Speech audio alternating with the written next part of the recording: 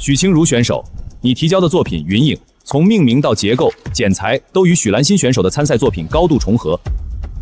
经组委会核实，许兰心选手的提交时间在你之前。按照大赛规则，我们怀疑你涉嫌剽窃他人参赛作品。怎么可能？云影是我熬了3个月，每一处剪裁都是我反复推演过的原创。他怎么可能和我画的一模一样？姐姐，你一直羡慕我能跟着名师学服装设计，就算你没上过专业院校，爸爸也好心让你和我一起来参赛了。你就算想拿名次，也不能抄我的稿子。许清如，我们许家把你从贫民窟接回来，供你吃，供你穿，哪点对不起你？你从小跟着你那个没见识的亲妈，没学日没规矩也就算了，居然干出偷妹妹设计这种下三滥的事儿，你的良心是不是被狗吃了？原来这个许清如是没学过设计的野路子，没受过专业教育，就敢来参加这种规模的大赛，竟然还抄自己亲妹妹的设计。同父异母的姐妹算什么亲妹妹？纯纯的嫉妒呗。自己从小在外面吃苦，妹妹锦衣玉食还学设计，心里不平衡就偷人家成果，真够恶心。我没有抄袭，云影的每一处剪裁，每一条走线，都是我熬了无数个晚上自学琢磨出来的。我是没上过专业院校，但我靠自己的本事进的决赛，从没偷过任何人的东西。还敢嘴硬！烧稿时间明明白白摆在这儿，不是你抄袭兰心的设计，难道还能是兰心抄你的？现眼的东西，还不赶紧给兰心和裁判道歉！老公，你消消气，别气坏了身子。都怪我们做长辈的没早点把她接回来好好管教，才让她沾了一身歪门邪道。只是可怜我们兰心熬了好几个通宵画的稿子，平白被人糟践。姐姐，你是不是还在怪爸爸当年抛弃你们娘俩？你要是心里有气，冲我来就好了，为什么要用这种方式毁了比赛，让爸爸丢脸啊？本以为你只是性子闷，没想到品行这么卑劣。本想着你小小年纪没人管可怜，没想到你这孩子品行这么差。早知如此，当初你亲妈病死的时候，我就不该心软把你接回许家。爸，我也是你的亲生女儿啊，你就从来不肯信我一次吗？连问都不问，就笃定是我抄袭他的。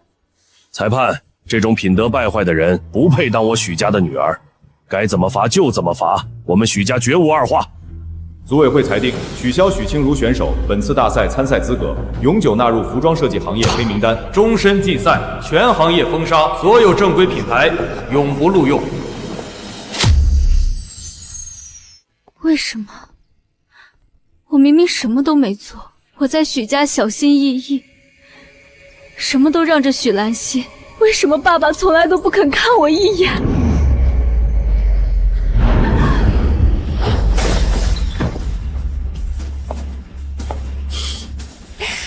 我的好姐姐，你怎么不等我们自己偷偷跑回家呀？你这个样子多让人心疼啊！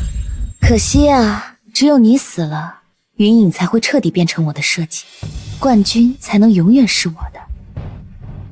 姐姐，你是不是很不甘心啊？是不是想不通我为什么能画出和你一模一样的稿子？实话告诉你，你虽然有学设计的天赋，但我却有透视眼，我能透过画板看清楚你的一笔一画。原来这一切从来都不是巧合，是许兰心从一开始就算计好了的。还有这吊灯也是我中午趁没人亲手拧松的螺丝。凭什么？凭什么你一个没人要的野丫头，天生就有做设计的天赋？你根本不配！你的才华，你的设计，还有许家大小姐的位置，都该是我。好疼，好冷，我这一生竟然就以这样的方式草草结束了呢。如果有来生，我不会再相信这些虚假的亲情，我一定要让许兰心，让许家所有欠我的人付出代价。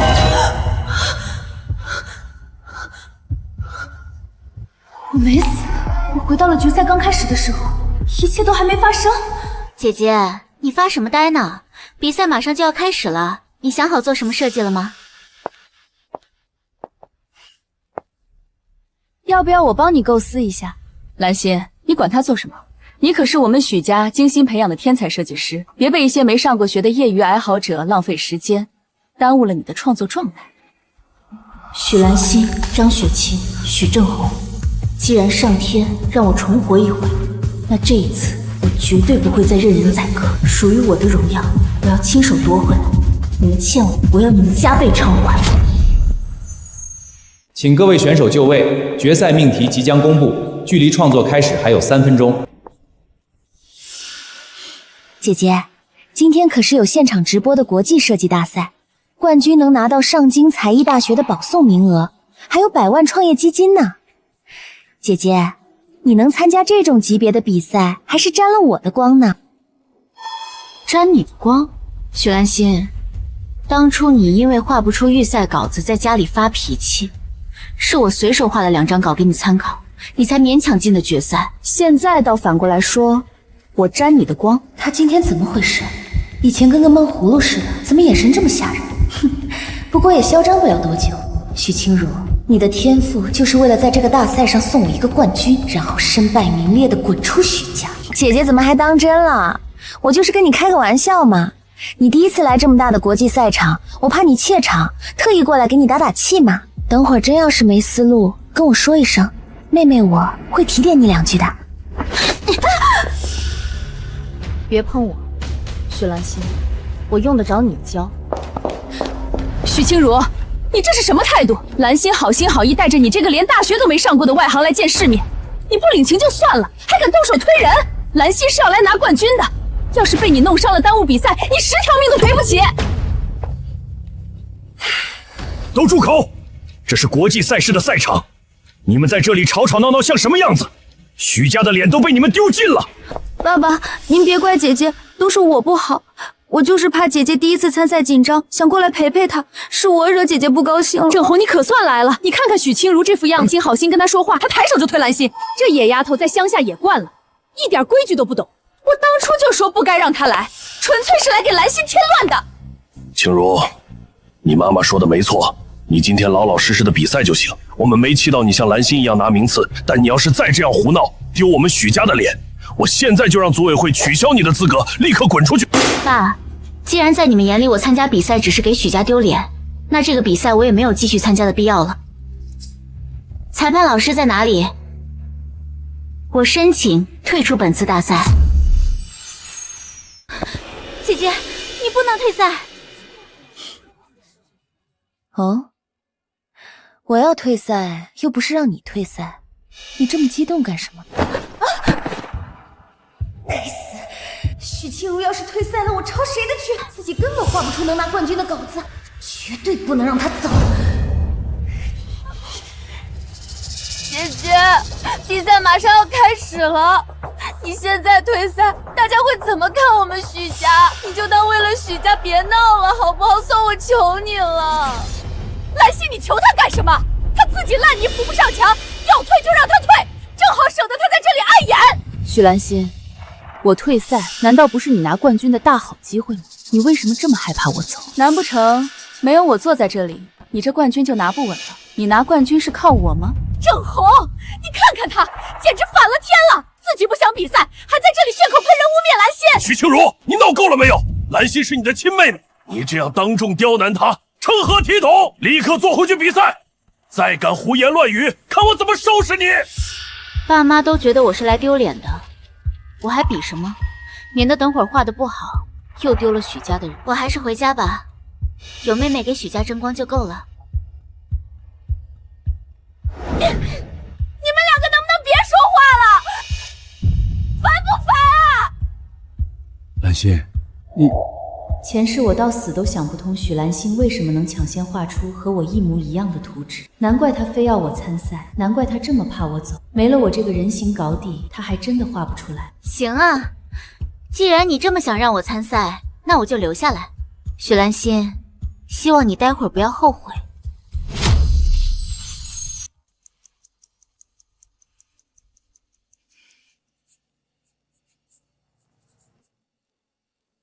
姐姐，比赛都开始10分钟了，你怎么还不画呀？是不是题目太难没思路？要不我给你说说基础的廓形方向？许兰心，我自己不画，难道还耽误你动笔了吗？你平时不是自诩为设计天才吗？怎么今天我没动笔，你连一根线都画不出来？郑红，你看清如那个死丫头，她自己没本事画不出来，还故意坐在那那里打扰兰心，真是太恶毒了。许清如，你自己不思进取，别连累你妹妹。画不出来就立刻滚下来，别在这么多人面前丢人现眼。许兰心也一笔没动，你们怎么不说她？全场几十位选手，你们就只盯着我，到底是来看比赛的，还是专程来给我扣帽子的？果然和我想的一模一样。前世我怎么都想不明白，为什么我们画的一样。原来他真的是抄我。这一世，你笔下的每一根线条都是我给你备好的罪证，咱们走着瞧。许清如啊，许清如，你还真是有天赋，这么精妙的设计和构成，我之前在学校连听都没听过。凭什么你一个野丫头能构思出这种设计？再厉害又怎样，还不是给我做嫁衣？只要我画的比你快，教的比你早，到时候所有人都会说你抄我。我要让你身败名裂，永远滚出设计圈！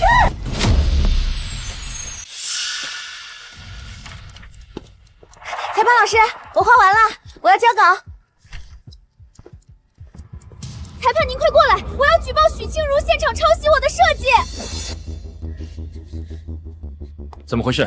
抄袭？刚才画图的时候，许清如一直偷瞄我的画稿，我刚把稿子交上去，回来就看见许清如的画和我的设计线条结构一模一样。这两幅设计图在结构上重合度确实高达9成9。许清如选手，由于许兰心选手先提交了成稿，你必须对此给出一个合理的解释。许兰心，原来你真的有透视的一面，能看清我的设计稿。这一世你也是这样照抄下来，连一笔都不改。这个许清如也太嚣张了吧！在大赛现场都敢明目张胆的抄袭，抄的还是自己亲妹妹，人家可是专业院校的高材生啊！我就说他一个没上过大学的怎么进的决赛？原来是靠抄妹妹的设计稿。你在家里丢人也就算了，今天在全程直播的大赛舞台上，你居然敢当众抄袭，我们许家的脸都被你丢尽了。郑红，清如这个孩子根本就没受过专业训练，她一辈子也画不出这种级别的设计，摆明了就是嫉妒兰心优秀，才干出这种上不了台面的事儿。裁判老师，我知道姐姐一时糊涂才做了错事，可这是专业赛事，抄袭是行业大忌，我也不想把事情闹大，但是大赛的规矩不能破，还请老师们秉公处理。根据核实，现在我宣布，裁判老师，根据规定，平面图纸相似是不能当场判定原创归属的。设计大赛考核综合能力，平面稿仅占总分的30%。比赛尚未结束，仅凭一张线稿就定性抄袭，是不是太早了？大赛的真正决胜关键是第2轮的现场成衣制作，比赛作品还没有完成，成绩如何，抄袭与否，第2轮结束才能定论。线稿你能照抄，可成衣的剪裁、针法、面料肌理你也抄得走吗？许兰心，第2轮才是我给你备好的收场。按照大赛正式章程，最终判定以第2轮成衣成品为核心依据，平面稿件仅做首轮筛选参考。你的说法符合赛制规则，我们予以采纳。本次抄袭争议暂不做最终定性。许清如、许兰心2位选手共同晋级第2轮现场成衣制作环节，所有结论等第2轮比赛结束后统一公布。该死的许清如，怎么突然变得这么难对付？我根本不擅长钱财，本打算第1轮偷完稿子之后就用抄袭的罪名逼许清如退赛，没想到许清如居然能利用规则进到第2轮。许清如，真以为熬到第2轮就能翻身？我有的是办法让你输得更难看。许清如，你少在这里装模作样硬撑了，你跟兰心的图纸一模一样，你现在主动退赛还能留点脸面，等会儿2次被裁判定性抄袭，你这辈子可就完了。许兰心这几年把大学的制衣作业都丢给我做，自己亲手做过几件衣服，你还是让他好好回去准备吧，不然等下怕是连基础剪彩都不会。兰心是正经科班出身的高材生，年年拿专业奖学金，用得着你帮他做作业？我看你是怕等会儿成衣露馅，就编这种下三滥的谎话往他身上泼脏水。清如，我说过家里不图你拿名次，你这样死皮赖脸不走，只会给许家丢人。抄了你妹妹的图纸还不够，难道你还想在剪裁打板上赢过她一个服装设计专业高材生？爸，到底是谁在给许家丢人？等成衣做出来的那一刻，您自然会看个清楚。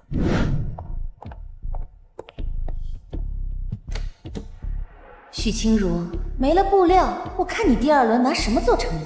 等会儿交不出成品，不用裁判开口，你自己就得灰溜溜退赛。前世我在第1轮就被污蔑而取消了资格，没想到这一世进到第2轮，许兰心竟然会来这一套，真是烂泥扶不上墙，只会用这种阴招。姐姐，怎么了？不会是没带布料吧？以姐姐的水平，肯定没想到自己能进第2轮，自然没准备布料喽。你倒是对我的箱子了如指掌，我还没说少了什么，你就知道我没准备第2轮的料子。许兰心，手伸得太长，小心被人打断。我好心劝你，你还反咬我一口。没布料你还比什么？赶紧去跟裁判说退赛，省得等会儿交不出成品，更丢人。老师，我之前准备的高端真丝面料找不到了，我申请领取组委会准备的备用布料。备用面料是应急用的，都是最基础的本白粗棉布，质地硬不垂顺，也没法做精细刺绣，完全撑不起设计版型。你确定要用这个参赛吗？就是啊，姐姐，粗棉布做礼服，穿上去跟麻袋似的，别到时候评委看了笑掉大牙。麻烦你了，就用备用布，我确定。你们快看，他居然拿粗棉布参赛，别人都是上千块1米的高端面料，他这布跟麻袋料似的，疯了吧？第1轮抄袭被发现了，还赖着不走，还以为真有多厉害呢，结果连块像样的布料都没带。我看他就是破罐子破摔，故意来博眼球的。许清如，你拿的是什么破烂？参加全国大赛连块正经面料都没有，你是故意来丢我许家的人是不是？郑红，你别生气了，他从小没见过这种大场面，哪懂什么面料好坏啊，能凑合上台就不错了。粗布又怎么样？前世我用旧床单都能改出惊艳众人的裙子。许兰心，你以为偷走我的面料就能赢？今天我就让你们看看，真正的设计可不是靠面料堆砌的。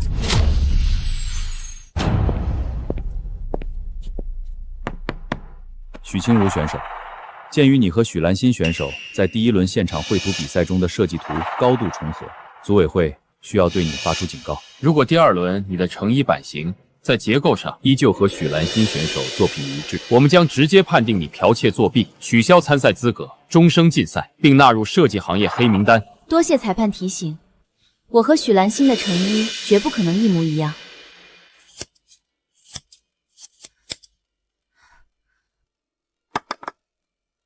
裁判，新锐服装设计大赛不是要求选手独自完成作品吗？为什么许兰心选手的工位上多了一名专业的打板师辅助？姐姐，这是大赛补充规则里写明的，大赛第2轮成衣制作允许选手携带1名不超过5年工龄的打板助手协助。你自己请不起打板师，总不能也不让别人请吧？许清如选手，助手协助制衣确实符合以本届大赛补充规则，不涉及违规。好，我知道了。没想到许兰心还有这么一手，也是，他向来只会抄制面设计，然后把制衣的活丢给别人，自己根本不懂成衣制作流程。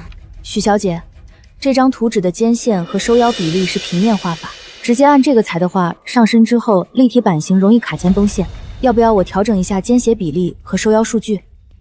哼，哪来那么多废话？照着图纸原封不动做就行，错不了。我是设计师还是你是设计师？让你怎么裁就怎么裁。这件云影的设计主打飘逸垂坠感，只有真丝面料才能撑出那种灵动效果。许清如用这块粗硬的白布，连基本版型都撑不起来。等会儿成品一对比，所有人都会认定他抄的粗制滥造。这一次，我看你怎么翻身。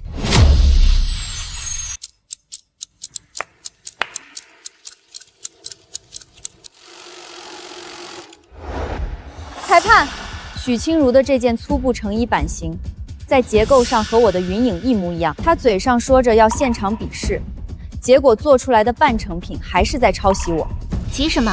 我还没做完，谁说和你的一模一样了？这轮廓看着确实没差呀，都到成衣阶段了还死不承认，真是不见棺材不落泪。用粗布做出来无非是质感差异，也改变不了抄袭的事实啊。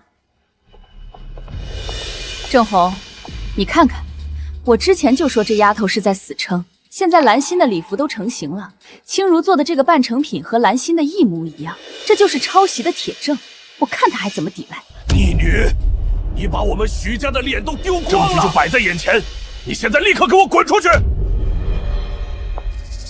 裁判老师，既然姐姐抄袭我的事实已经这么明显了，我请求大赛组委会现在立刻判定结果，取消许清如的参赛资格，还大赛一个公平，也还我一个公道。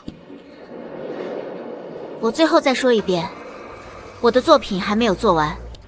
没有做完，许清如，距离比赛结束只有不到3分钟了，组委会给你的布也都用完了，你想重新做根本来不及，你还要嘴硬到什么时候？你这个抄袭犯！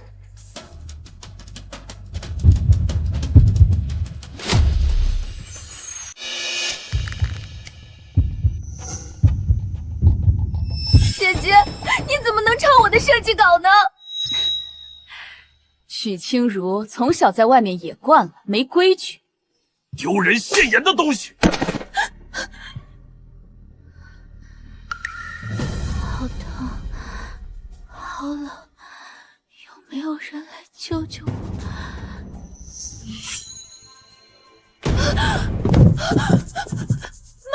救命啊！许清如疯了，她输了比赛，发疯要拿剪刀扎我。保安在哪里？快把这个剽窃疯子抓起来！抄袭败露就当众行凶，简直是丧心病狂！这种人就该终生禁赛。许清如，你把剪刀给我放下！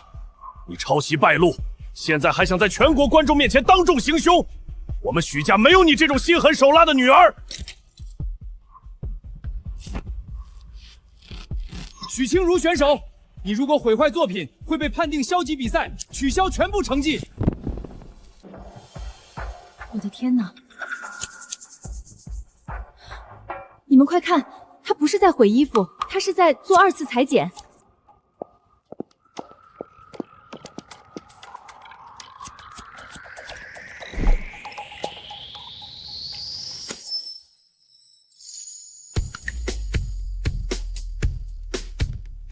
这太不可思议了！平面线稿看似轮廓重合，立体结构完全是2套设计逻辑。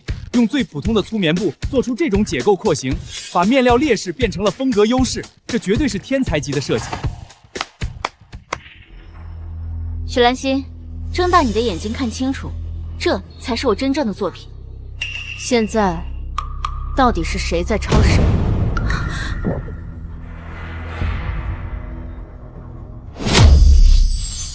天光这个名字取得真好，配上这个解构裁剪，把普通的白色粗布做出了光线折射一样的立体感，真像日出天光一样。你看，评委席已经给出3个最高分了，确实厉害。刚才我还以为他拿粗布是来胡闹的，没想到是真有本事。冠军应该是他没跑了。这次的冠军能直接进上京才艺大学，那可是业内最顶尖的设计学府。谢谢评委老师的认可，我会继续努力。这不可能！你不过是一个连大学都没上过的废物，凭什么能拿到这么多高分？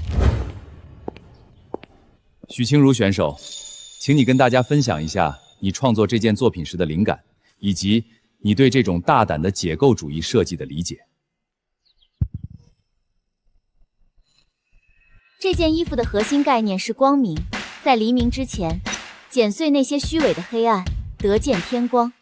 粗布虽然廉价，但只要剪裁得当，依然能展现出美丽的锋芒。人也是一样。说得太好了，这才是真正有思想的设计师。他不光手艺好，说出来的话也这么有哲理。各位观众，经过全体评委一致的研究和打分，本届新锐服装设计大赛第2轮成衣制作的最终结果已经出来了。获得本次大赛第1名、全场最高分的作品是许清如选手制作的作品《天光》。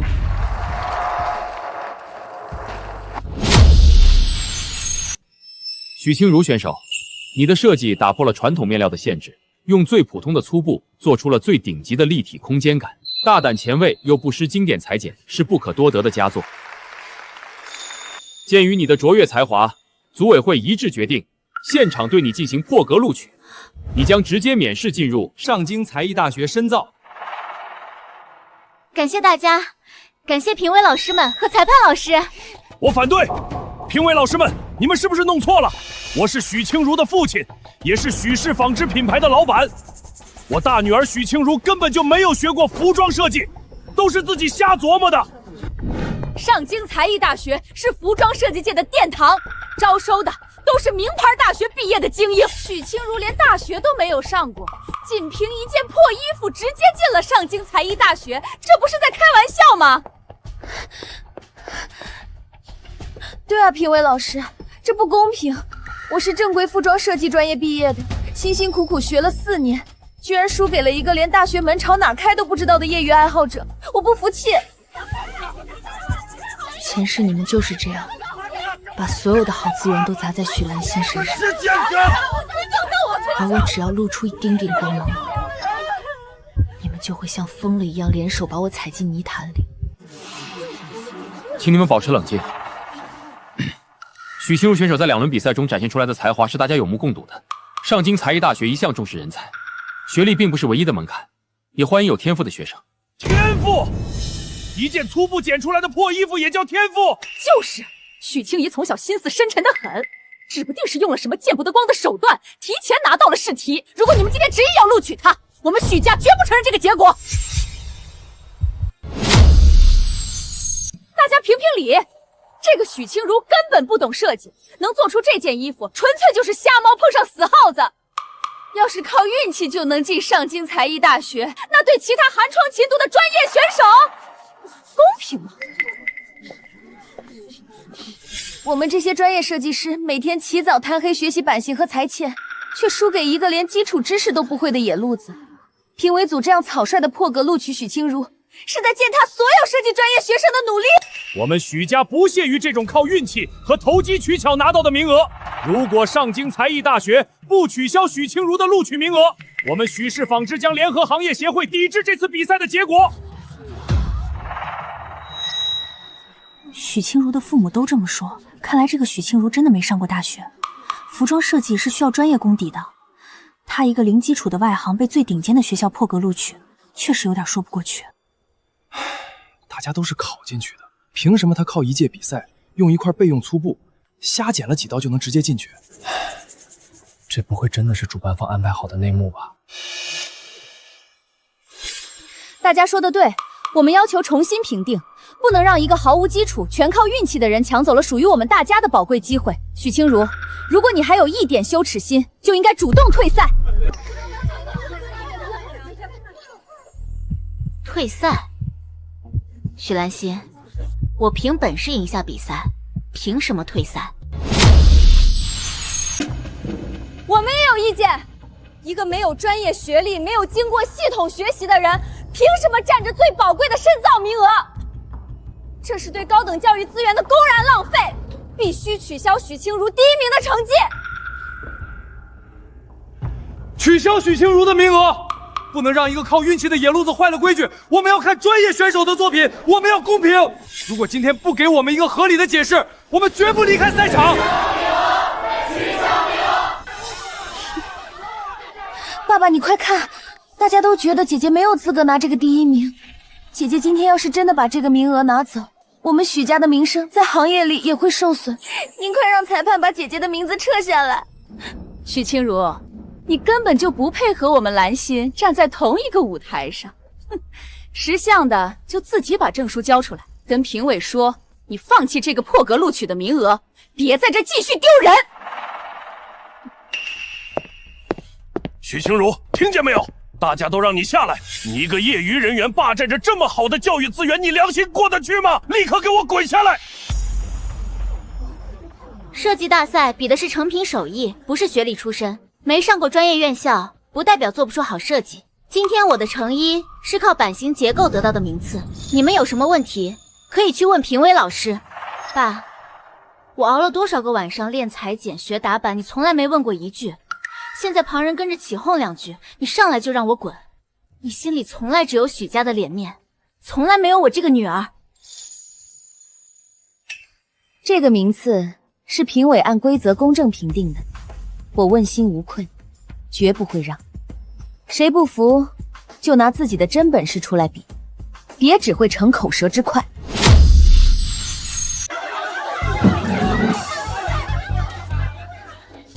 都安静，吵吵闹闹的，这里是设计大赛赛场，不是菜市场买菜的档口。这老太太是谁啊？为什么她说话这么管用？是谁说许清如选手的作品是靠运气碰出来的？我想问问在座的各位，尤其是你们这些自诩专业的选手，谁还有本事用一捆白粗布做出同等水平的作品？竟然是首席评委文书锦教授，上京才艺大学的校长。他可是咱们国内服装设计界的泰斗，也是很多国际奢侈品牌的终身顾问。真是文老教授，他老人家已经好几年不公开露面了。没想到竟然是这次大赛的首席评委。要是连文老师都这么说了，那这比赛绝对是没有任何内幕的。文教授竟然亲自当评委，要是文教授看穿我的设计图是抄袭许清如的，那我今天的所有计划不就全完了吗？兰心，你看，上京才艺大学的文校长都亲自来当评委了，你快把你的作品再给他看看，你才是真正的天才，文教授一定会赏识你的。谢谢文教授为我说话。我虽然没有学过专业的设计和裁剪，但在服装厂打过工，我的技术是在缝纫机上磨练过来的，并不是靠运气。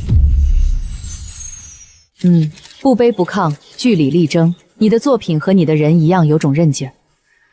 我重新自我介绍一下，我是文书锦，上京才艺大学的校长，也是新锐服装设计大赛的发起人。文校长，您是行业里说一不二的泰斗，今天可得给我们家兰心做主啊！许清如第一轮就抄袭我女儿兰心的设计稿，全靠钻规则空子才混到现在，她根本不配当这个冠军。文校长，我是二人的父亲许正红，小女许兰心是科班出身的正经设计师，而许清如只是个在服装厂踩过几天缝纫机的外行。您破格录取她，恐怕大家都会不服。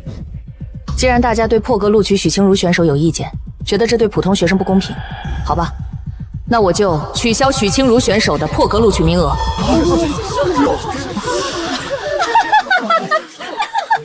我就说嘛，这种野路子怎么配得上上京才艺大学的名额？文校长果然明察秋毫，不会让投机取巧的人占了便宜。本来就该如此，许清如没受过正经教育，本来就配不上这么好的深造机会，取消了才是对所有专业学生公平。你看我说什么来着？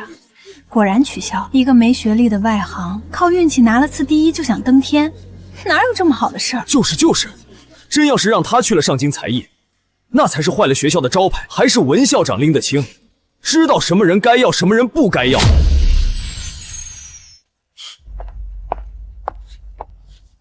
姐姐，你听见了吧？连文校长都觉得你不配进学院深造，你本来就不该站在这个台上，还不快把冠军证书交出来，省得最后更难看。我不配？难道你就觉得自己配吗？你连最基础的打板剪裁都要靠别人，图纸偷我的，从头到尾没一样是你自己的真本事。你才是靠着剽窃和作弊混到现在，有什么资格来评判我配不配？我只是说不会破格录取许清如，并没有说本届大赛的冠军不是她。原本这次破格录取只是学校的常规人俗引进，但既然大家都有意见，我只能换个方式了。我要以个人名义招收许清如为研修学徒，没有学籍，作为旁听生入学，能不能拿到学位，全看许清如自己的本事。许清如，你愿意吗？我的天，你听懂了吗？这其中的含金量可比直接破格录取高多了。这下子许清如可不是普通的学生，而是直接变成了文老教授的关门弟子。能接受文教授1对1的传授，考试合格依然能拿学位，这才是实力和学历的双丰收。没有学籍意味着连学费都减免了，看似是取消录取，实则是奖励翻倍呀！文老教授桃李满天下，多少大牌设计师求着想当他的学师都摸不到门路。这个许清如因为现场的一顿闹，反而因祸得福了。妈，你看许清如，要不是他捣乱，文校长本来应该收我做弟子的，都怪许清如。文教授，我愿意，我不需要任何直接给予的光环，我可以用我自己的双手和作品，在财大证明我配得上您的教导。我们家兰心的作品也很出色，她的设计稿才是真正的原创。明明是许清言如抄袭了我们兰心的设计图，只是因为许清如手段多才做出了成品。上京才艺大学既然要讲公平，那就应该把我们兰心也一起录取。抄袭的人都能当您的徒弟，那原创的设计天才更应该得到这个待遇。要录取就得2个一起录取。是啊，文教授，我为了这场大赛代准备了这么久，结果我的设计稿被人剽窃，做出的成衣比我的分数还高，我不能接受。这倒也是，第一轮的时候他们的图纸一模一样，虽然成衣做出来版型不同，但图纸抄袭的嫌疑还没洗清。如果真的是许清如抄了许兰心的图纸再做修改，那只录取许清如一个人，确实对许兰心不公平。文教授，我太太说的没错，这2个孩子是一起长大的，谁有才华我们当父母的最清楚。你想收许清爱可以，但兰心要是没被录取，我们许家绝对会上诉。你说许兰心是原创，那我倒想问问，许兰心既然自称是云影的创作者，为什么连基本的打版比例都会做错？你什么意思？我的打版哪里有问题？我是知名大学服装专业毕业的，请的也是有经验的打版师。你一个外行竟敢说我的作品比例出错？许兰心选手，作为设计师，你真的觉得你的作品没有任何问题吗？你觉得你的这件衣服在结构上是完美的吗？文教授，我的作品没有任何问题，不管是色彩搭配还是面料选择，我都用的是最顶级的进口真丝高定制成的。我的作品在市场上绝对是无可挑剔的。俗话说得好，文无第一，武无第二。既然这位自诩原创服装设计高材生意识不到自己的问题，也看不出作品之间的差距，那我们就用最直观的方式来证明实力。你们2个人现在去后台，穿上你们各自设计的作品，到这台上来走一圈。衣服好不好，穿在人身上动一动，大家自然能看得一清二楚。2位愿意吗？这个办法实在，衣服本来就是穿在人身上的，光挂人台上看不出好坏，上身走一圈，版型合不合理，做工细不限制，一眼就能看明白。可不是嘛，实打实上身比试，谁也耍不了花招，这才是最公平的验证方法。郑红，这可是兰心稳赢的局。兰心身材好，那身真丝礼服穿上去又飘逸又高级，许清怡那块粗布做的衣服穿身上根本没法看。兰心，快答应啊！你的作品从设计到用料都是顶尖水平，上身效果绝对比他的好上100倍。正好当着全场和媒体的面，让所有人都看清，谁才是有真才实学的。我的礼服可是高定真丝材料，穿在身上高端大气。许清如那件白粗布衣服也就在人台上能唬住人，穿上身肯定像个叫花子。许清如，你要是敢穿，就等着丢脸吧。好，这有什么不敢的？我接受。没问题，文教授，我对我的作品有信心，我们就来比比看。比就比，我这就去换衣服。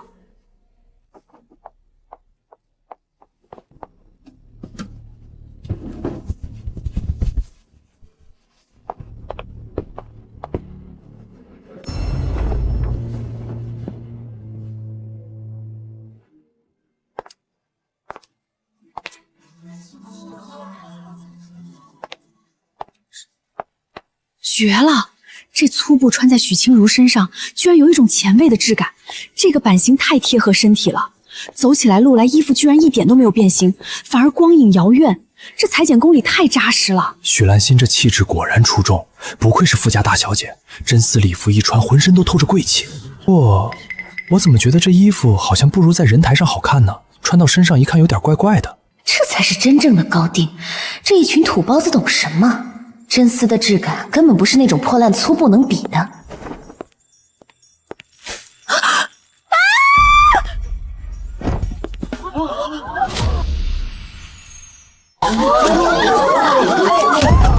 兰心，你怎么了？快站起来呀！许兰心，摔倒了也不能在舞台上趴着，先站起来。这什么高定礼服啊？穿上欠身前长后短，稍微迈个步子就踩到，腰线也收错了，一皱力就崩开。用的面料好有什么用？这版型设计明显有大问题。就是说啊，挂在人台上看还说得过去，上身一走动就暴露出剪裁缺陷了。看来这专业高材生的实力也不过如此，连最基本的立体版型都没做及格。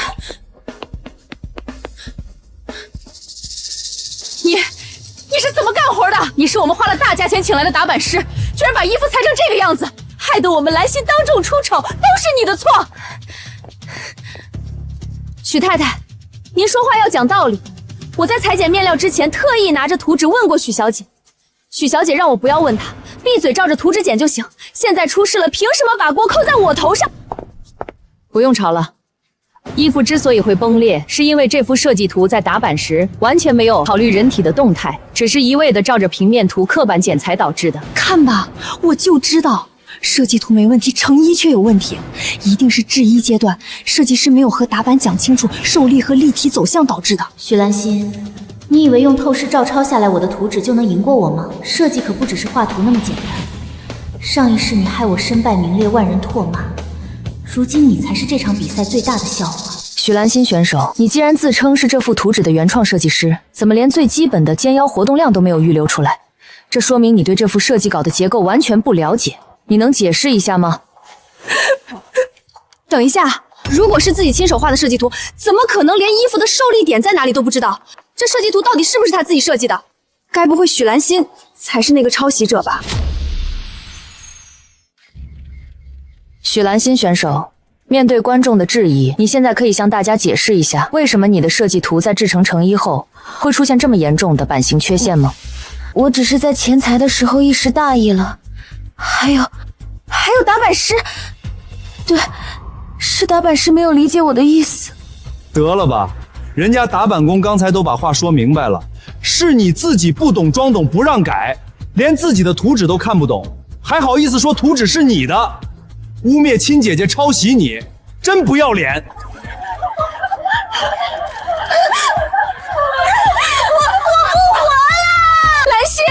你要去哪儿啊？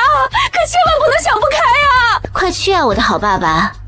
你的宝贝女儿说她不活了。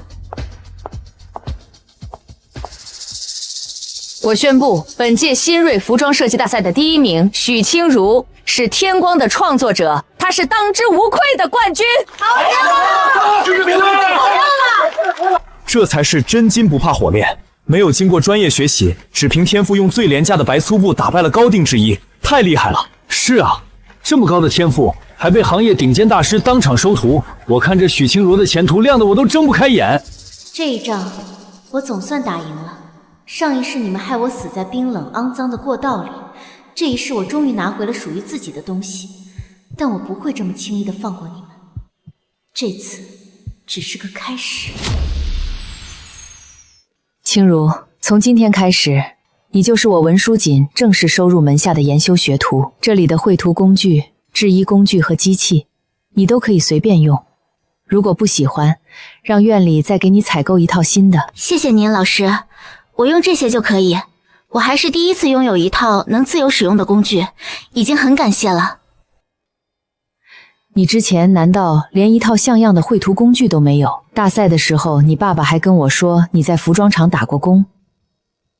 老师能不能问问，你家里到底是个什么情况？我记事起爸妈就离婚了，我从小跟着我妈在外面生活，我洗过盘子，端过菜，后来进服装厂做杂工，学会了踩缝纫机。那你爸爸一直没有管过你吗？我爸离婚后娶了现在的妻子张雪琴，也有了妹妹许兰心，日子过得很好，根本想不起我这个女儿。后来我妈病重去世，我才把被接回许家，但在她眼里，我根本不算是许家的人。在许家，许兰心学最好的老师，进最好的学校，而我连上学的钱都要自己挣。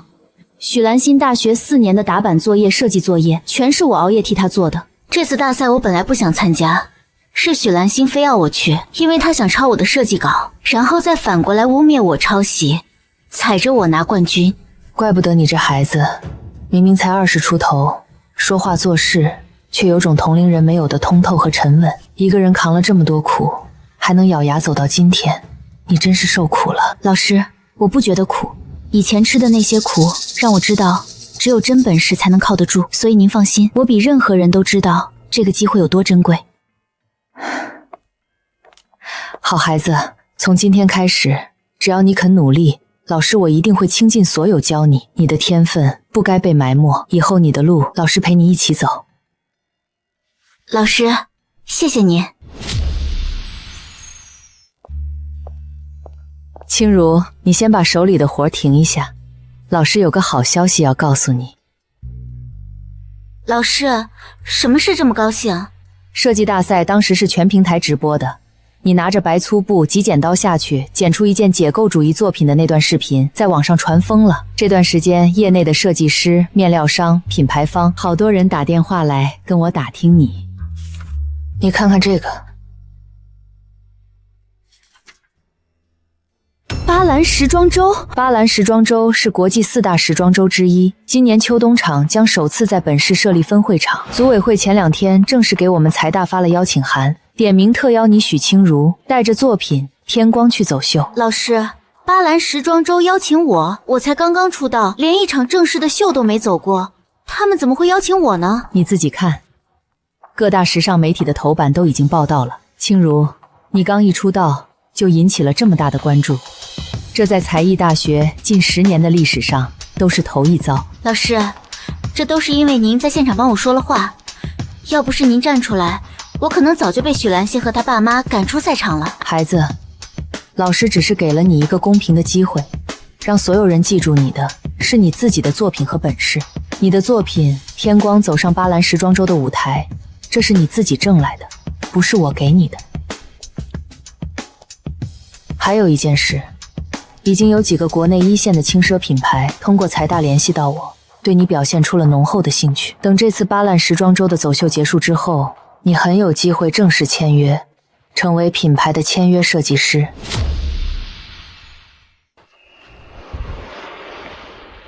老师，品牌签约的事儿我从来没有想过，我现在只想跟着您好好学习，把基本功练扎实，其他的都太早了。不早，机会来了就要抓住。清如，老师在这个行业里见过太多有才华的年轻人，因为没赶上好时机，一辈子默默无闻。你现在有这样的起步，说不定以后比我这个老师还更上一层楼呢。老师您别这么说，我离您还差得远。行了，现在不是谦虚的时候。从现在开始，你的精力要全部放在准备巴兰时装周上，去库房挑最好的进口面料，重新做一件升级版的天光。老师，粗布是天光的创作核心，换面料的话，会不会丢了原本的设计理念？你的设计理念好，但好的面料能让你的设计理念更好的呈现出来。1分钱1分货，这个道理在服装行业是铁律。另外，走秀用的模特也去找最好的，就找真美丽吧，她现在可是热门超模，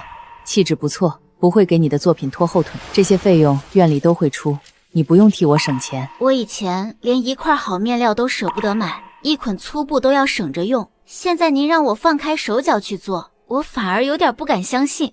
以前没人管你，现在有老师给你撑着，你只管把作品做到最好，其他的事情老师来替你解决。今天下午就去库房挑料子，挑好了拿来给我过目。是老师，我这就去。妈，你看到了吗？你的女儿终于等到了这一天，我一定会好好抓住这次机会，让所有人看到许清如不是谁都能踩在脚下的。怎么可能？巴兰时装周邀请许清如做特邀嘉宾，凭什么是她？我哪点比她差了？兰心，你这是干什么？你跟这些东西较什么劲儿？妈，你看新闻了吗？巴兰时装周邀请许清如了，那可是巴兰。我以为什么大事，许清如就是走了狗屎运，瞎猫碰上死耗子。不是狗屎运，她会越来越有名的，到时候我就彻底被她踩在脚下了。一个时装周算什么？你有才华有实力，全国那么多大赛，你去参加别的比赛拿了奖回来，照样压过他。咱们一步一步的。你们看新闻了吗？清如的作品要在巴兰时装周秀场展示了，特邀嘉宾，这可是国内年轻做作师的头一份啊！看到了，看到了，挺好的。兰心，清如毕竟是你姐姐，不管有什么误会，那都是过去的事了。这样，巴兰时装周，爸爸也要去秀场，跟几个业界大佬谈合作，你跟我一起去，到时候跟你姐姐见个面。把话说开，大家还是一家人，听到没有？兰心，一家人哪有隔夜仇？你姐姐现在是巴兰的座上宾，以后在圈子里发展好了，你们姐妹俩互相帮衬，多好的事儿！知道了吧？我去。好，那你好好准备一下，别在你姐姐面前失礼。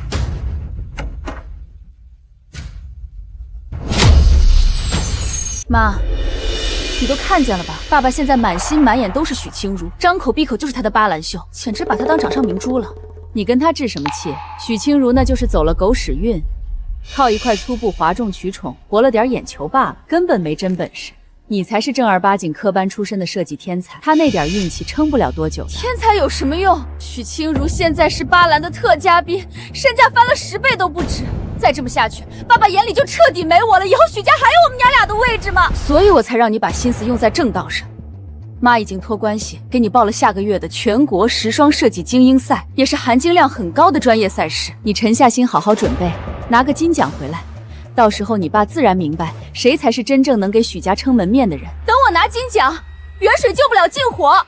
再等1个月，许家的资源早全落到他手里了。你能不能有点出息？整天盯着别人干什么？你是我花了10几年心血培养出来的，天赋、眼界、学历，哪一样不比许清人强？你现在最该做的就是打磨作品，备战比赛，用实力把它比下去，而不是在这里红眼嫉妒那些不如你的人。打磨作品，备战比赛，等我熬出来，许清如早就站稳脚跟了。光靠比赛太慢了，只有让他在巴兰摔个大跟头，把他的名声彻底砸烂，爸爸才会重新看向我。行了妈，我知道你是为我好，那我认真准备作品了。到时候我提前1天去秀场转转，观摩一下前辈作品。你真要去？你以前不是最嫌这种场合吵吗？我总不能一直躲在你和爸爸身后吧，也该学着自己闯闯了。你能这么想最好，去了就安分看秀，别去招惹许清娥，免得节外生枝，影响你以后的比赛。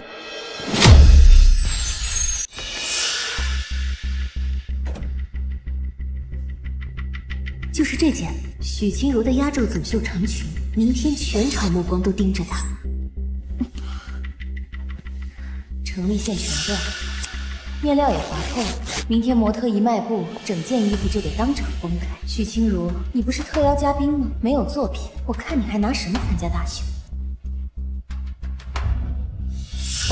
许兰心，我本以为你想要的只是父亲的关注，大赛的荣耀，没想到你真的胆如至此。上一世害我惨死，这一世又在国际大秀千叶剪坏我的作品，真是无药可救。妈，我在酒店呢，今天去市场看面料了。你跟爸爸说一声别担心，我今晚早点休息，明天一早直接去秀场，顺便跟几个业内前辈打个招呼，也算为以后积攒人脉嘛。妈，别跟爸爸说我提前过来啦，免得他又说我乱跑。我心里有数，知道该好好准备比赛。好好准备比赛，等许清如在巴兰身败名裂，不用我拿奖，爸爸也会重新看清谁才是许家最有用的人。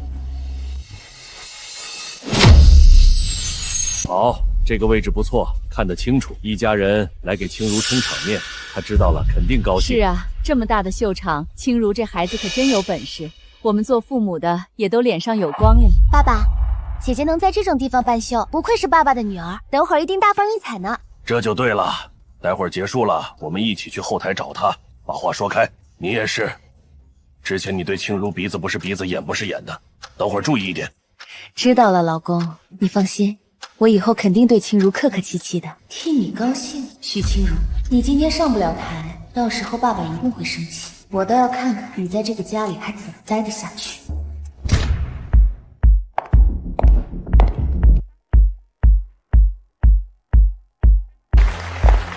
女士们、先生们，接下来我们将为大家介绍本次巴兰时装周最受瞩目的环节，我们将有一位特邀嘉宾带来他的个人作品展示。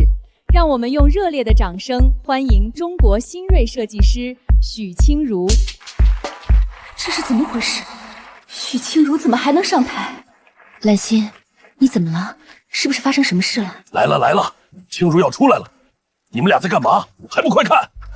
不可能，我亲手毁了他的天光，他怎么可能还有作品参与走秀？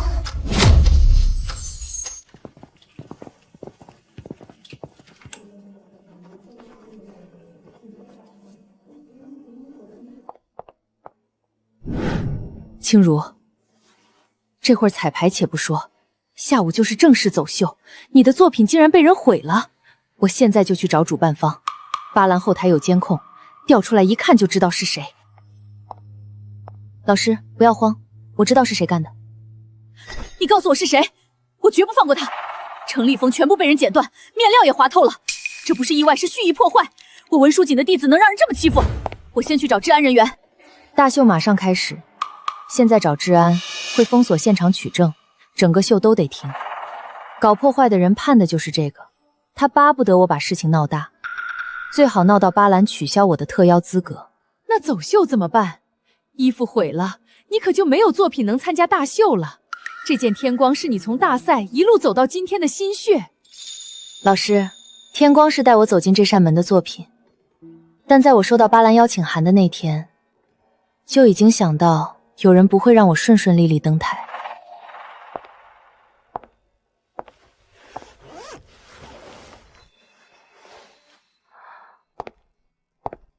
这件礼服，我怎么从未见过？它叫涅槃，是我的新作，这才是我要在巴兰秀堂展示的真正作品。清如，原来你一直背着后手。对，天光让我拿到了巴兰的入场券，这件作品必定被人盯上。与其想着怎么保护老作品，倒不如另辟蹊径，拿出新作品。做我们这行的，底牌永远要多留一张。好，清如，老师果然没有看错你。这件涅槃现在挂到模特区去，我去跟造型师沟通，临时调妆发配色。涅槃的色调比天光浓烈，妆容也要压得住。不过走完秀，我还是要查监控，这个人必须找出来。老师，监控已经在我手里了，不用着急，等涅槃登台展示，他自己就会跳出来。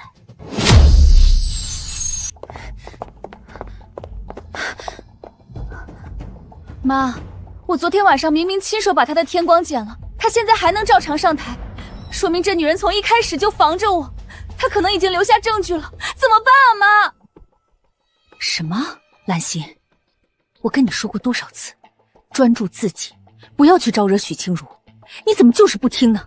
你做了这种事，如果他去找治安人员怎么办？你的前程怎么办？妈，现在说这些还有什么用？绝对不能让她顺顺利利把这场秀走完，不然她得了势，到时候一定不会放过我的。妈，你要救救我！我怎么救你？你还想干什么？一不做二不休。衣服他还有备用的，模特他难道也能有备用的？要是没了模特，他手里就是有100件衣服也上不了台。模特？他分到的是哪个模特？真美丽，财大的御用模特。等会儿压轴走的就是她。妈，你以前是开经纪公司的，你应该认识真美丽吧？她就是从你那个公司出来的。认识是认识，可是兰心，你放着好好的前程不要，非要做这种糊涂事，现在还要妈跟你一起做这种事吗？妈，你去让真美丽不要上场。巴兰这种级别的时装周，每个模特排期都卡死了，后台绝对没有备用模特。许清如的涅槃就是再有本事也走不了。真美丽虽然是我带出来的，但是她现在已经签了财大，她不可能答应这种事。我不管，妈，你肯定有办法，一定不能让她上台。她捏着我的把柄不作声，就是想在事成之后再向爸爸告状，到时候你觉得爸爸会相信你没有参与吗？兰心，妈妈帮你最后一次，你以后千万不能再做这种事。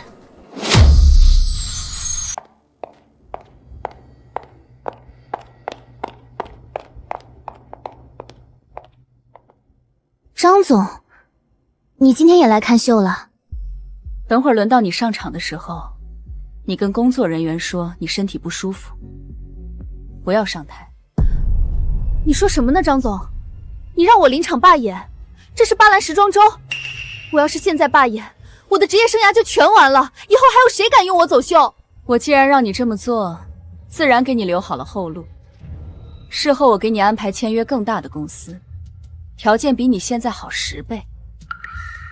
业界不会知道是你主动罢演，只会当你真的身体不适。绝对不行！我签了财大5年的合同，这是我好不容易争取到的，还有什么条件能比财大更好？不行？你现在跟我说不行？真美丽，你是不是忘了当年那场火灾了？你是怎么在我面前跪下来求我的？你能有今天都是托谁的福？你是不是忘了？张总，你答应过我，那件事永远不会再提的。我当时帮你把事情全部摆平，你也就是解约的时候让我拿你的合同卖了个好价钱，除此之外，你给过我什么回报？现在我需要你办这件事，你敢不办？你这不是让我办事，你是拿这个把我往死路上逼。照我说的做，什么事都不会有，你才能继续当你的超模。那件事永远烂在土里，你要是不照做，那些证据明天就会出现在各大媒体的收件箱里，你自己选。马上就该换衣服上台了，胃不舒服的话，早点跟工作人员说，身体最重要，你说是不是？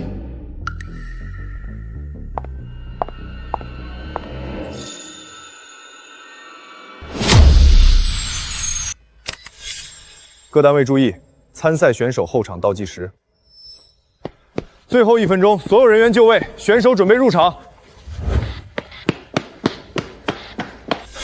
文老师，上一个单元马上结束，前面还有一个单元，财大单元12分钟后上，让模特准备。文老师，对不起，我不能上台了，会突然像刀绞一样，站不起来了，真的站不起来。快叫场医过来！场医在 A 区处理别的事情，赶过来至少要10分钟。庆如，大秀没有备用模特，每个模特排期精确到秒，根本没有替补。甄美丽是老师亲自选的专业模特，怎么会在这种时候罢演？难道许兰心和张雪琴的手能伸到模特这里来？算了，看她的样子确实上不了台，我得另想办法。下一个财大单元准备。老师，刚才我进场的时候，和一个用丝巾包住脸的人撞了一下，那个人看走路姿势很像林薇。林薇，她不是隐退了吗？这2年确实总听人说在秀场观众席偶遇她。林薇真的很热爱这份工作，真是可惜了。我去找她。老师，你稳住现场。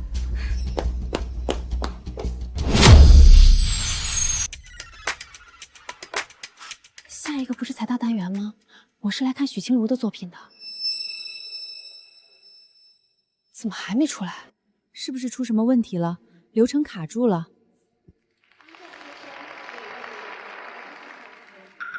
我看主持人在拖延时间呢。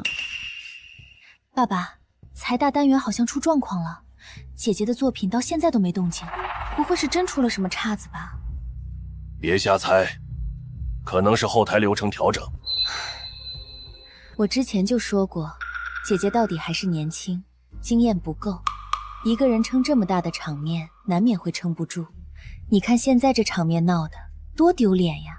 本来还想着借着清如在秀场打出名声，约2个欧洲高端材料商谈合作，顺便给许氏集团拿下高端成衣线的代理权。他要是在这国际秀会上出了洋相，不仅合作全黄，许氏在业内的名声也得跟着受损害。真是个不争气的东西。爸爸，你看现在这场面闹的，台下坐的全是业内大佬和媒体，我们许家的人竟然丢人丢到巴兰大秀上了。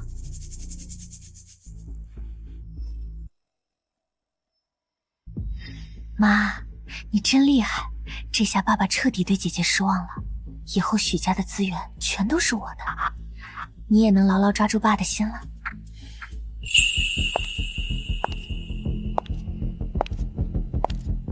来了来了，财大单元开始了。不过刚才听那边的人说，许清如的作品取消了。之前省赛他就闹过抄袭的事儿，好不容易靠文教授翻了身，怕是真的撑不起国际秀场的场面。可不是嘛，野路子就是野路子，上不了大台面。这要是真演砸了，连文教授的脸面都得跟着丢。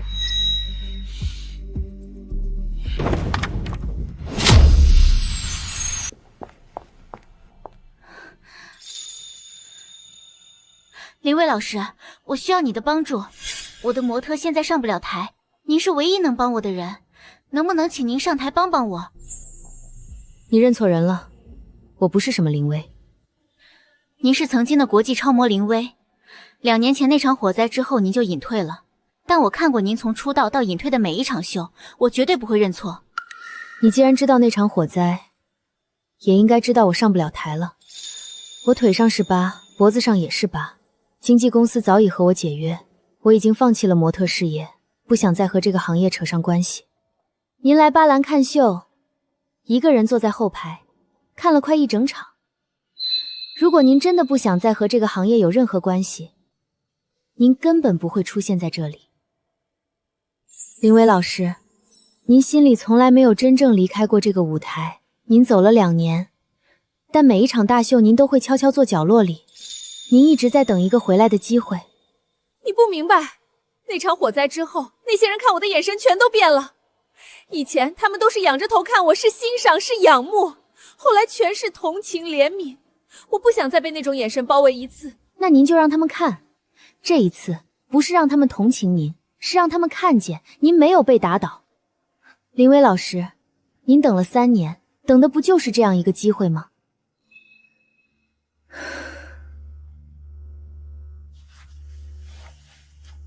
你说什么都没有用，我帮不了你，也绝对不会再上台。财大单元都快结束了，还没见许清如的作品，估计是真取消了吧。我看悬，8成是出了岔子不敢上了。爸爸，您可能要白期望了。后台都传开了，说姐姐的作品出了问题，临时被取消参展资格了。接下来，让我们请出今天最受注目的压轴作品，特邀设计师许清如的全新力作《涅槃》。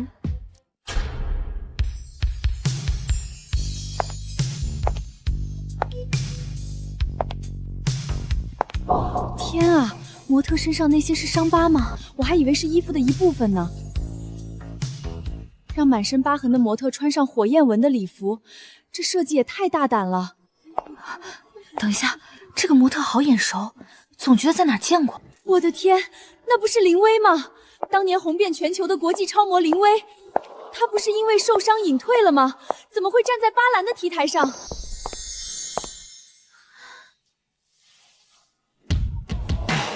太绝了，根本分不清哪里是伤疤，哪里是衣服。这个设计师竟然直接把他的伤疤做成了整个设计的灵魂。我看了10几年时装秀，从来没见过这么有力量的作品。这才是真正的设计，太震撼了！大家好，我是模特林薇，我身上是许清如设计师的作品《涅槃》。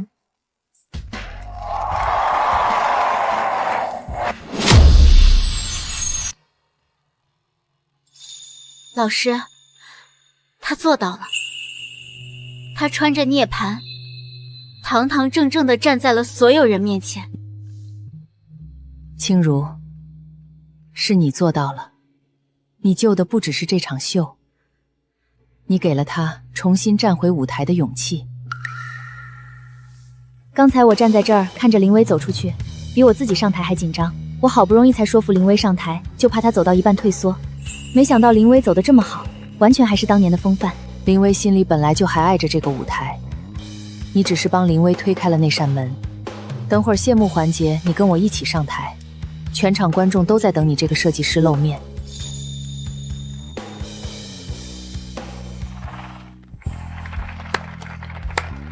好，好样的，不愧是我们家清如。你们看看，这才是我们许家的女儿。你们俩干嘛呢？还不赶快鼓掌！兰心，你姐姐这么有出息，你也不能给我们许家丢人，听到没有？不可能，这绝对不可能！我已经亲手剪碎了天光，他从哪儿变出来的新礼服？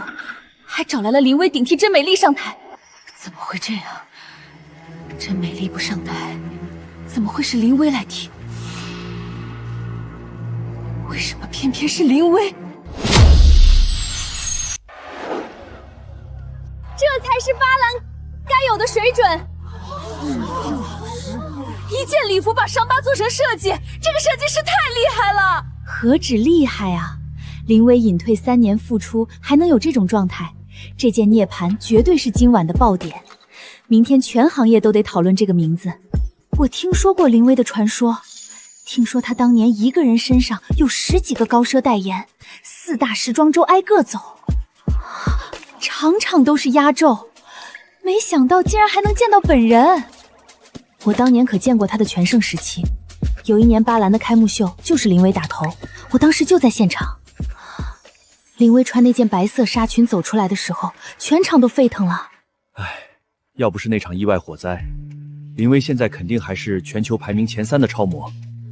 实在太可惜了。3年前那场火灾之后，我以为我的人生结束了。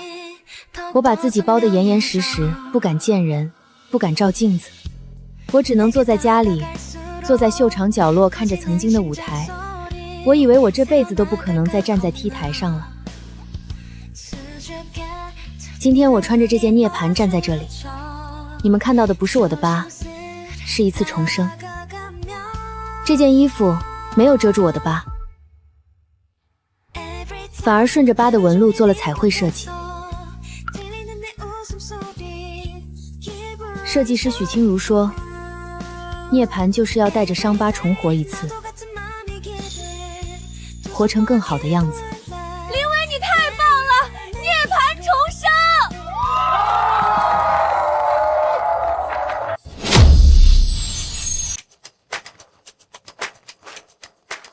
谢谢林薇老师，也谢谢这件震撼人心的作品。接下来，让我们用最热烈的掌声，有请涅槃的创作者、新锐设计师许清如上台。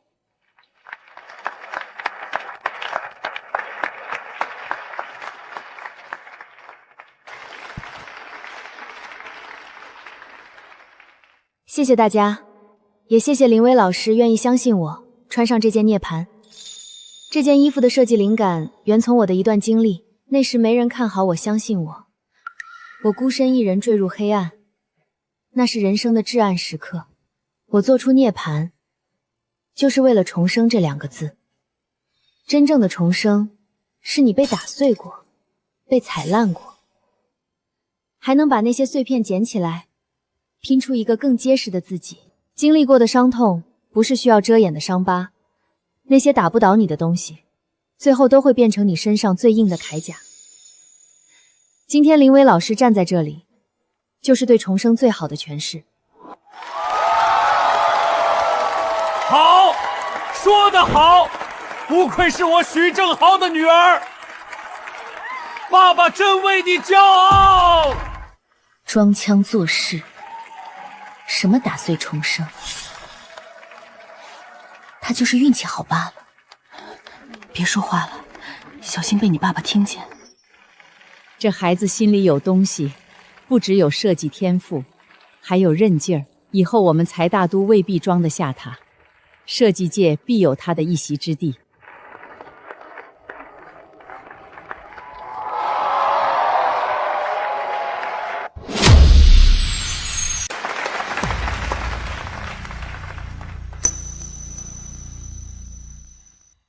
涅槃这件作品是很好，这点我承认。但打感情牌没用。今天在座大部分人买票，是冲着巴兰官方预告的压轴作品《天光》来的。许清如女士，天光呢？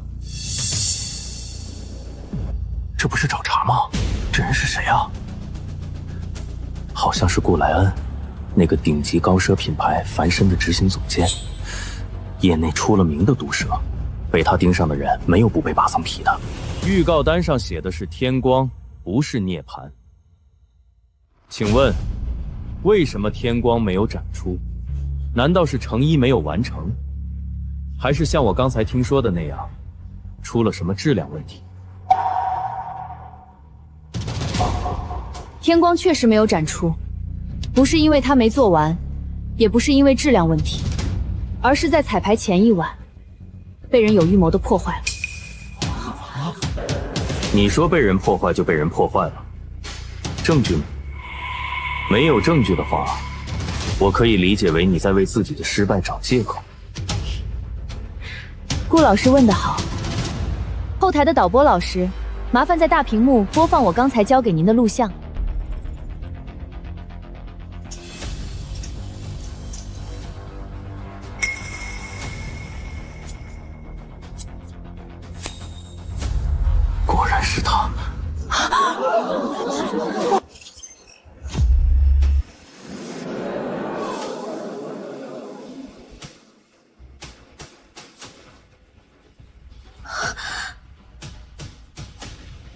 蓝心，这是怎么回事？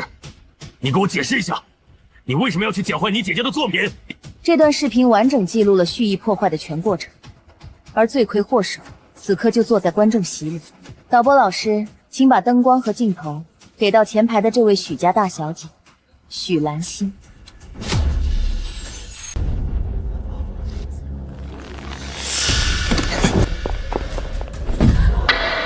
许兰心，你给我站起来！你看看大屏幕上这是什么？你为什么要去剪你姐姐的作品？我是怎么教你的？许家的脸都被你丢尽了。爸，不是的，不是这样的。我那天晚上根本不在秀场，我在酒店里。妈可以给我作证，我给妈打过电话的。郑红，你冷静一点。兰心那天晚上确实给我打过电话，她说她在酒店。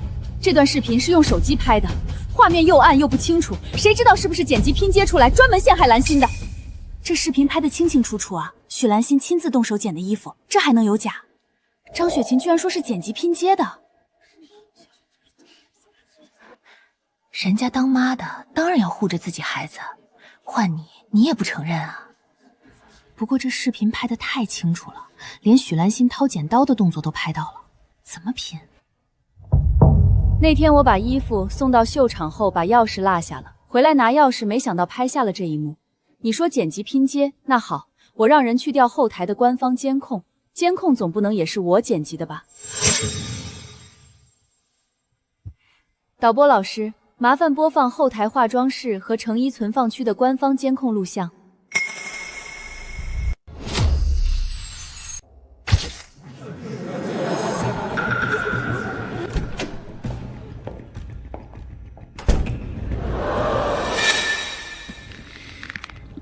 兰心，你和爸爸说实话，你到底有没有进过后台存放区？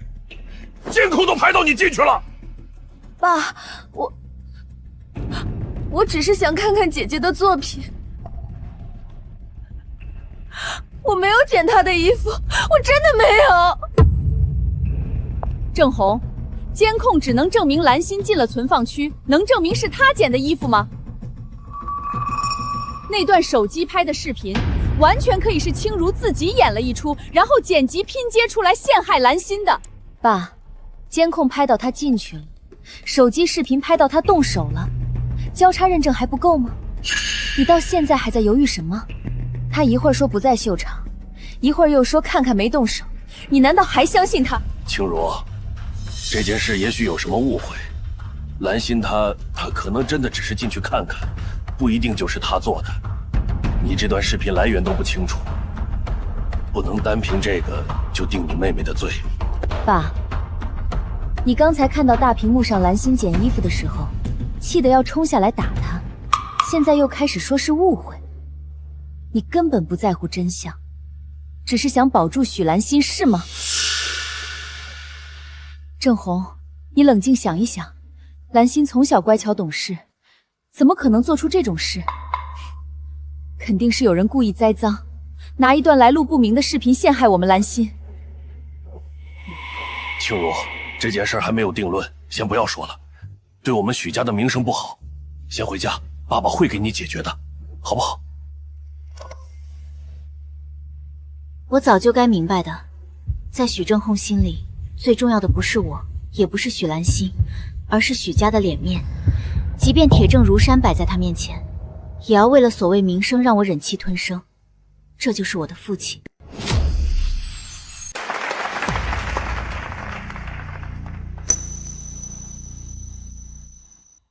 涅槃这件作品是很好，这点我承认，但打感情牌没用。今天在座大部分人买票，是冲着巴兰官方预告的压轴作品《天光》来的。许清如女士，天光呢？这不是找茬吗？这人是谁啊？好像是顾莱恩，那个顶级高奢品牌凡参的执行总监，业内出了名的毒舌，被他盯上的人没有不被扒层皮的。预告单上写的是天光，不是涅槃。请问，为什么天光没有展出？难道是成衣没有完成，还是像我刚才听说的那样，出了什么质量问题？天光确实没有展出，不是因为它没做完，也不是因为质量问题，而是在彩排前一晚，被人有预谋的破坏了。你说被人破坏就被人破坏了，证据呢？没有证据的话，我可以理解为你在为自己的失败找借口。顾老师问得好，后台的导播老师，麻烦在大屏幕播放我刚才交给您的录像。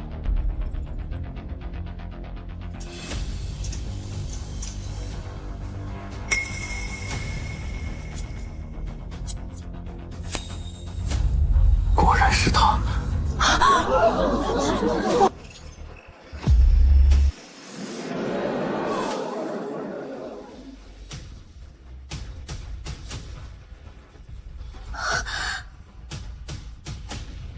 安心，这是怎么回事？你给我解释一下，你为什么要去剪坏你姐姐的作品？这段视频完整记录了蓄意破坏的全过程，而罪魁祸首此刻就坐在观众席里。导播老师，请把灯光和镜头给到前排的这位许家大小姐，许兰心。美丽，火灾之后的这3年，我还以为这辈子完了。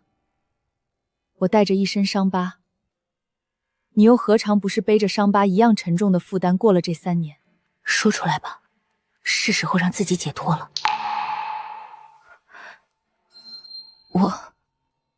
我说，3年前那场火灾是我造成的。当时林薇老师在换装间等我一起赶下一场秀，我接了个电话要出去，衣服脱下来放到了没关的卷发棒上。等我回来，换装间已经烧起来了。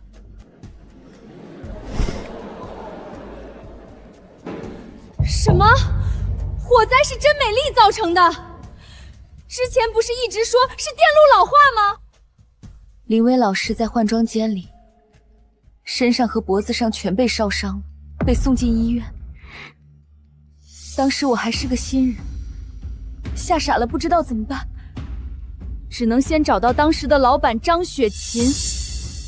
可张总说，林薇已经毁容了，说出来也挽回不了什么，还会毁了我的职业生涯。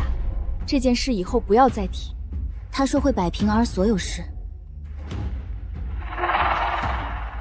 把火灾的调查糊弄过去。从那以后，张雪琪把公司所有的资源全部倾斜给我，一手把我捧红。后来把我卖给别的公司的时候，赚了一大笔钱。真是一场好戏啊，张雪琴。我说你当年怎么突然解散了经纪公司？外面还有人说是因为林薇受伤，你太过悲痛。原来你是那个往林薇伤口上撒盐的人。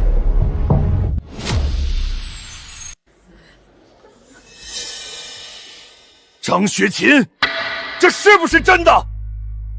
你跟我结婚这么多年，你竟然瞒了我这么大的事儿！郑红，你听我解释，我当时是为了保护公司，为了保护我们许家呀。今天的事，也是张雪琴在后台拦住我，要我临上场装病罢演，不能展出许清如的作品。我签了财大的合同，文老教授待我不薄，更何况巴兰这种级别的秀，我不可能罢演。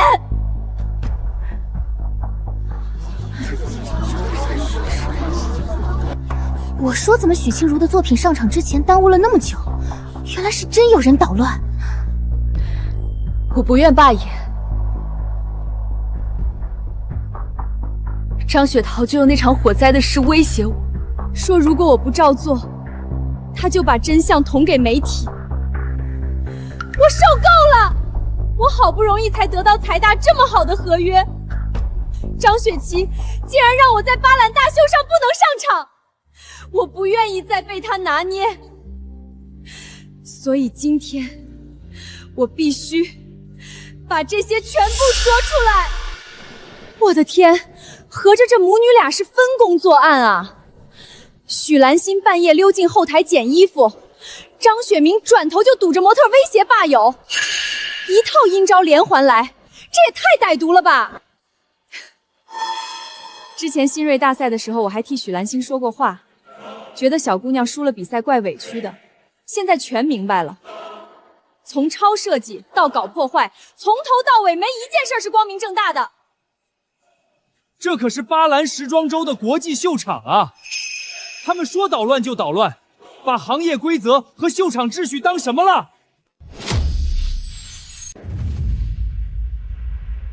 张雪琴，当年你站在医院走廊里拍着我的肩膀说，已经查清楚了，就是电路老化，谁也怪不得。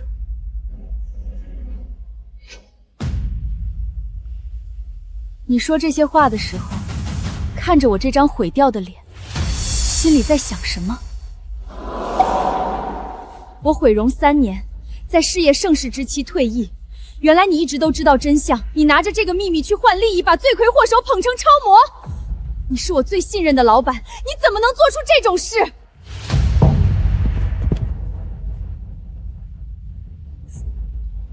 林薇，你听我解释，当初我是想先瞒着，等时机成熟再告诉你。我也是为你好，怕你承受不住。为我好？你想瞒到什么时候？瞒到我死了，把这个秘密带进棺材里，是不是？太恶心了！包庇真凶3年，还拿这个当把柄控制人，这比直接犯罪更恶劣。怪不得张雪琪刚才那么着急堵甄美妮的嘴，原来她自己才是最大的幕后黑手。张雪琴，甄美丽说的这些是不是真的？火灾的事你说要给林薇坠分金，其实都拿钱去找人销毁证据了，是不是？你拿这事威胁甄美丽让她罢演，是不是也是真的？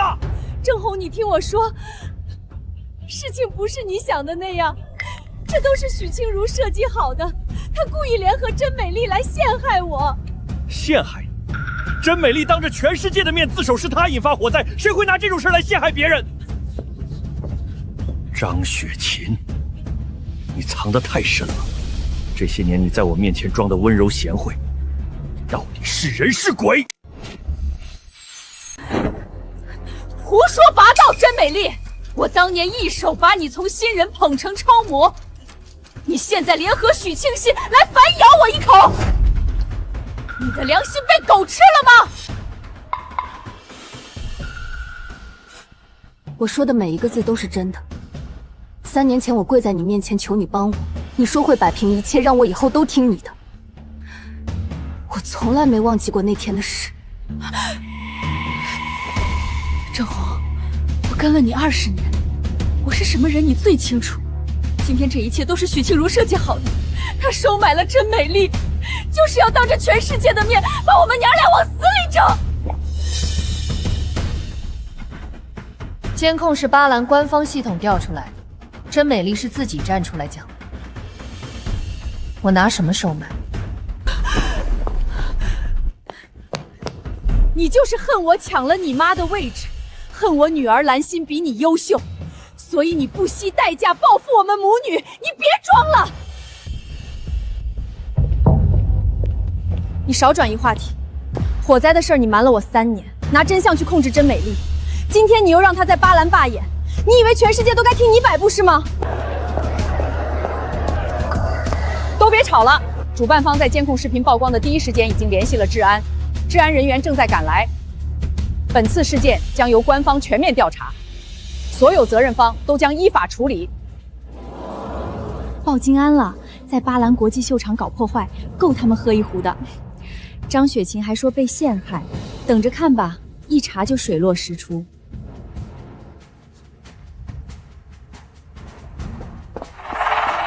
郑红，你倒是说句话呀！你就看着他们这样欺负你老婆吗？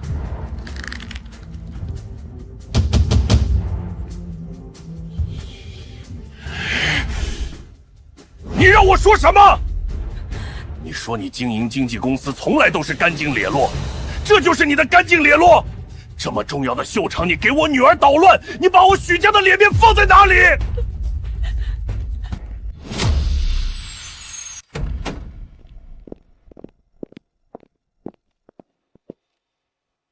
我们接到巴兰秀场报案，现在调取后台全部监控，对相关人员做现场笔录。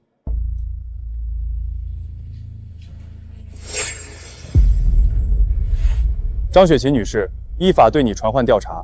根据后台监控、多名证人证词及甄美丽现场陈述，你涉嫌胁迫他人，蓄意破坏国际赛事秩序，请配合调查。我不去，我没有犯法，全是许清溪陷害我，你们凭什么抓我？这是后台通道监控。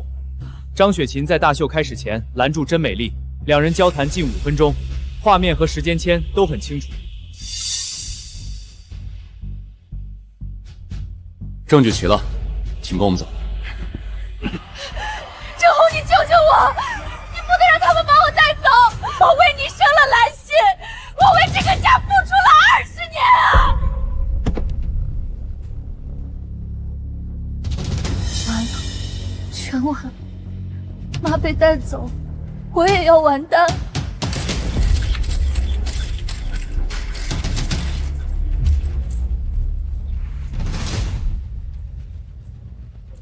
许氏纺织的老板，老婆被抓，女儿当众出丑，这脸丢到国际上了。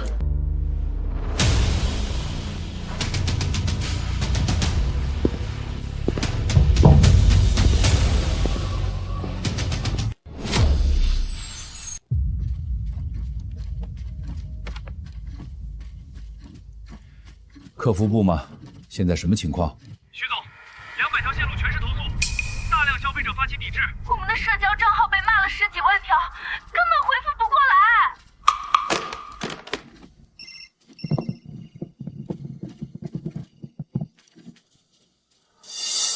喂，我是许正豪。徐总，我是华瑞商超李总，你们许氏品牌占我商场女装区1/3，现在消费者在门口拉横幅抵制，要求下架，你说怎么办？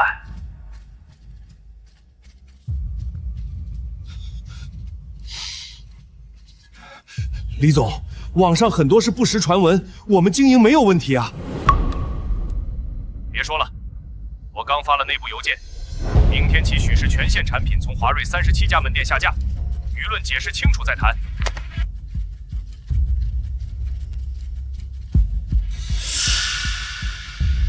20年建起来的许氏纺织，一夜之间变成全行业笑话。张雪琴、许兰心，你们赔上的不只是自己，还有我全部的家业。庆如，爸爸不仅辜负了你，也辜负了我自己。到了最需要你的时候，我还有什么脸面去面对自己抛弃了那么久的亲生女儿？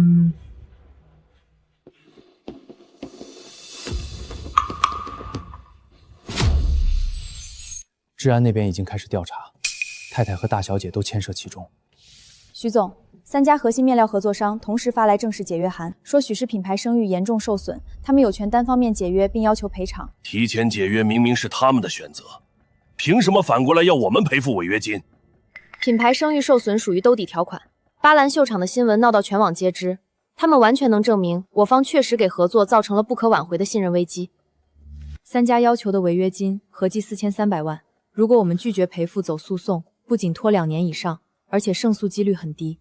徐总，更麻烦的是股价，开盘到现在已经跌了将近15%。按照这个势头，明天很可能会触发交易所的异常变动，临时停牌。公关团队连夜出了3版危机公关方案，但巴兰戏场的事儿是直播实锤，太太和大小姐都牵涉其中。这个时候发任何声明等于火上浇油。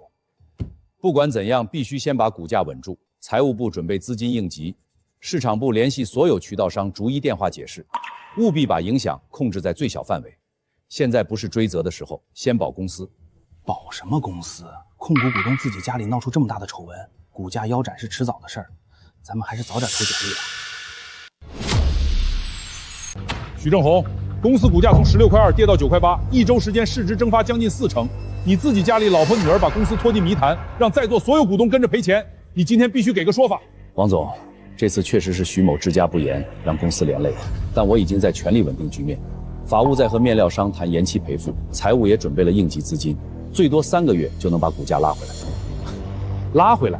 3个面料合作商解约，40多家商超产品下架，消费者在网上发起联合抵制，哪个环节能3个月内恢复？许正红，许氏纺织是你一手做起来的，我们承认。但现在许氏的问题根源就在你的身上。你继续坐在这个位置上，合作商和消费者谁买账？我提议启动董事会罢免程序。根据公司章程第108条，董事长因个人原因导致公司重大损失的，经董事会2/3表决可以罢免。老许，这些年你经营能力没得说，但这次不同。丑闻是你老婆孩子直接闹出来的，你坐在董事长的位置根本没法平息舆论。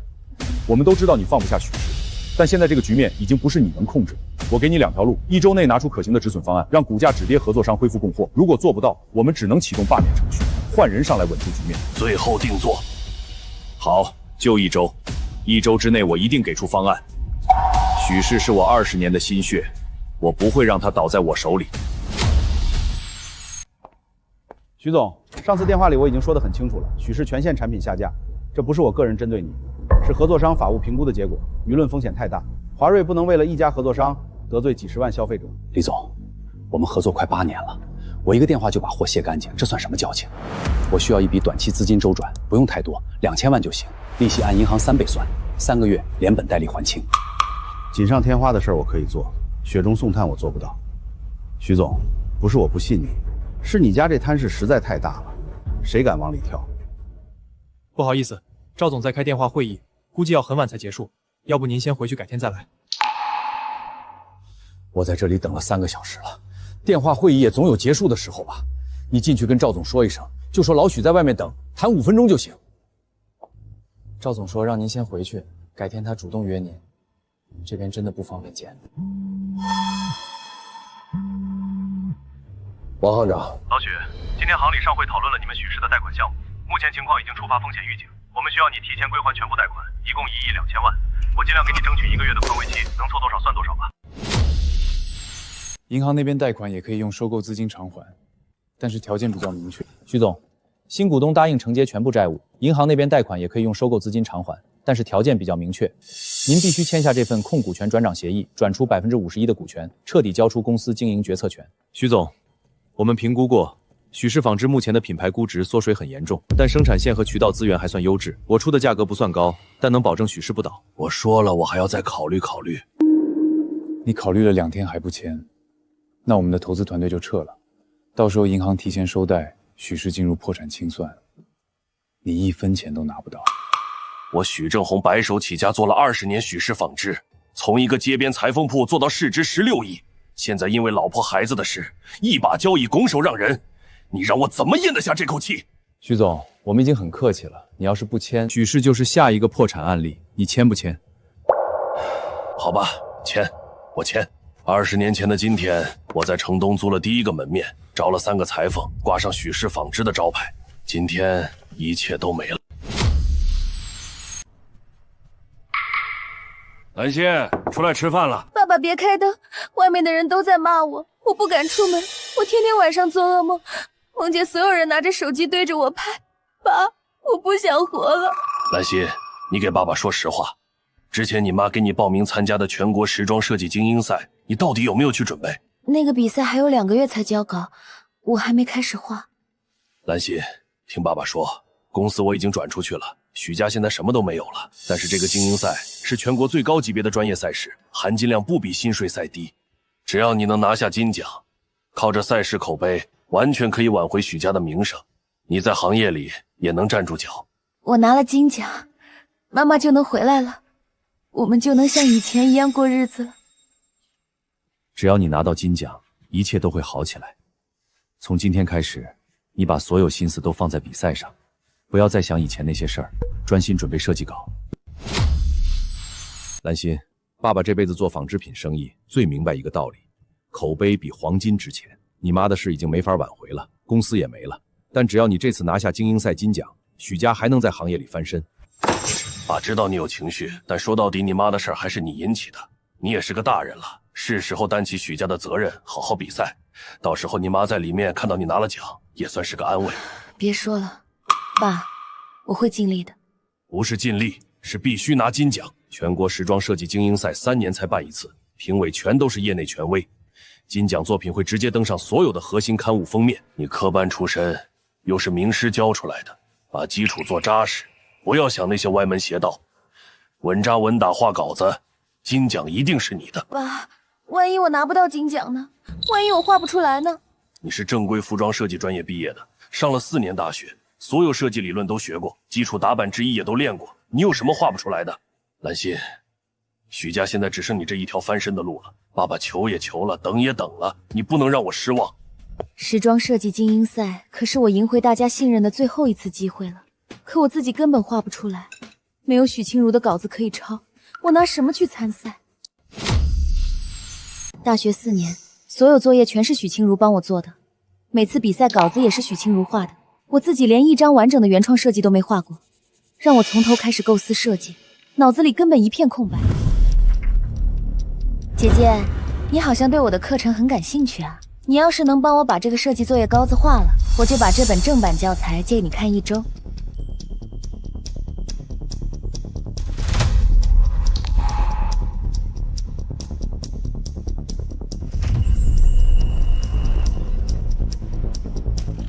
你不是在服装厂踩过缝纫机吗？这个成衣作业你顺手帮我做了吧，反正你闲着也是闲着。做好了，我给你10块钱零花钱。画不出来，我根本画不出来，我连最基本的廓形都画不出来。要是许清如现在还能帮我画稿子就好了。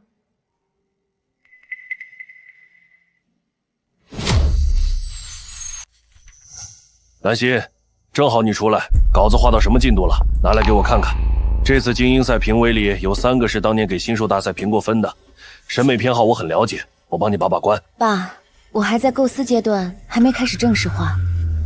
这次比赛的主题比较宏大，我需要多做些市场调研，多看看国际秀场的趋势再动笔。构思？距离交稿只剩3周了，你还在构思？你姐姐当初在大赛现场，从拿到题目到画出完整线稿，只用了不到40分钟。你是正规专业院校毕业的，构思需要好几周。你少拿我跟他比，他是他，我是我，我们设计风格不一样，创作方法也不一样。你天天把许清如挂在嘴上，许清如那么厉害，你怎么不去找他帮你翻身？许兰心，我现在不是在夸谁北谁，我是让你把稿子拿出来给我看。你说你在构思，那你给我讲讲你的设计主题，廓形方向、面料选型、色系搭配，讲出来我听听。我说了，我还没想好，行不行？你非要逼我干什么？天天催，天天问，稿子又不是催出来的，你能不能别管我，让我安安静静的画？我看你不是没想好，你是根本画不出来。兰心，你跟爸爸说实话，你以前那些作品到底是不是你自己画的？3天。我给你3天时间，3天之内你必须交出完整的设计初稿，廓形图、色彩方案、面料小样，缺一样都不行。3天后我亲自过目，拿不出来你就不要再叫我爸爸。好了，我画不出来，我根本画不出来，行了吧？爸，我实话跟你说，我不会画设计稿，我从来没有自己画过任何一张完整的原创设计。在说什么？你大学4年学的什么？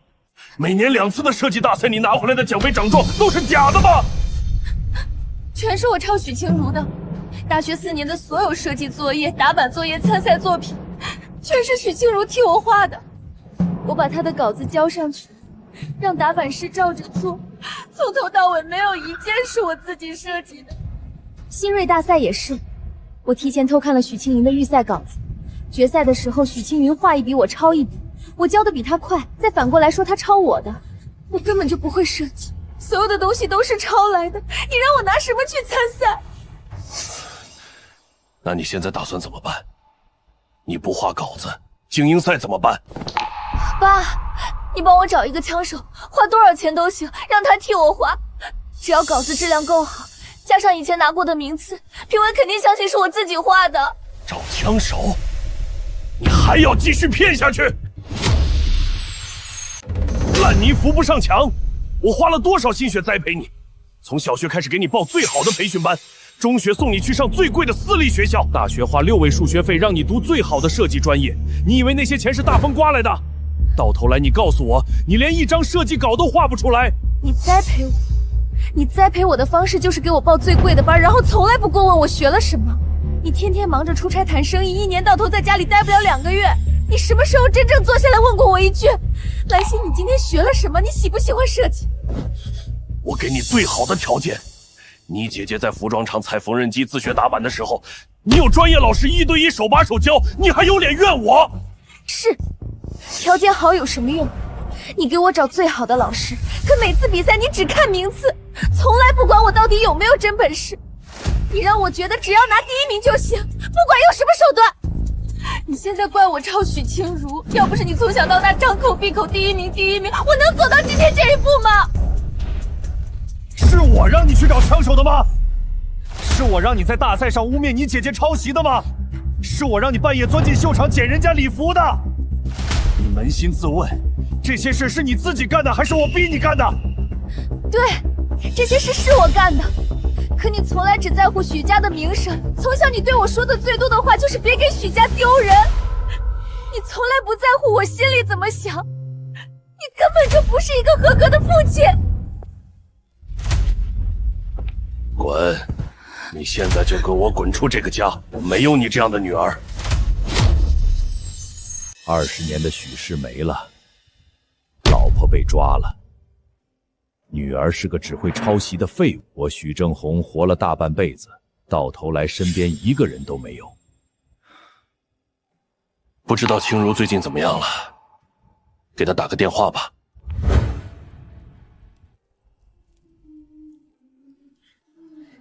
这姑娘从小她亲爸就不要她，年纪轻轻又没了妈，往后连个遮风挡雨的人都没有，太可怜了。她那么小就没了妈妈，我这些年怎么能这么对我自己的亲生女儿？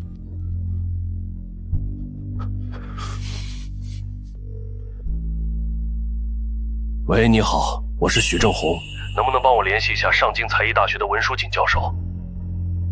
我想通过他约许清如见一面。许先生，文教授目前在国外出席学术活动，许清如同学的个人联系方式，我需要征得他本人同意才能给您。您有什么事儿，我可以转达吗？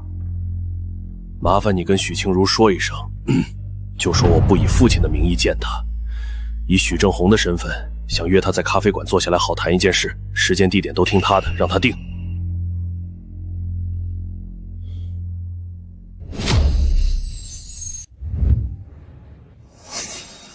清如，你能来，爸爸心里真的很感激。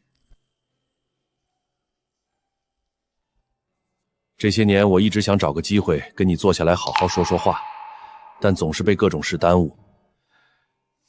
这一耽误就是好多年。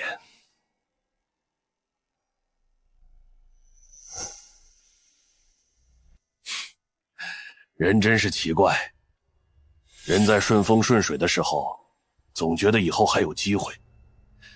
等到什么都没有了，才发现连坐下来好好说话的机会都快没了。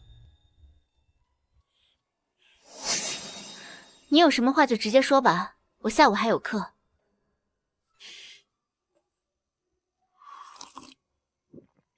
清如，爸爸知道自己以前对你太不公平。你从小跟着你妈在外面吃苦，你妈病重的时候我没在你们身边，你妈走的时候我也不在你们身边。把你接回许家之后，我忙着公司的事，对你从来不闻不问，让你在许家受委屈。这些事爸爸想起来心里像刀割一样难受。许兰心自小任性惯了，我总觉得她是妹妹，要多让着她。每次你们姐妹起了冲突，我都站在她那一边，从来没有站在你的角度上替你考虑过一次，从来没有问过你是不是受了委屈。你妈临走前拉着我的手说，一定要好好照顾清如。你妈把你托付给我，我没有尽到一天当父亲的责任。清如，你恨爸爸是应该的，爸爸自己都恨自己。但是爸爸想跟你说，不管你认不认我这个父亲，你永远是我许正红的女儿，我欠你的，下辈子也还不完。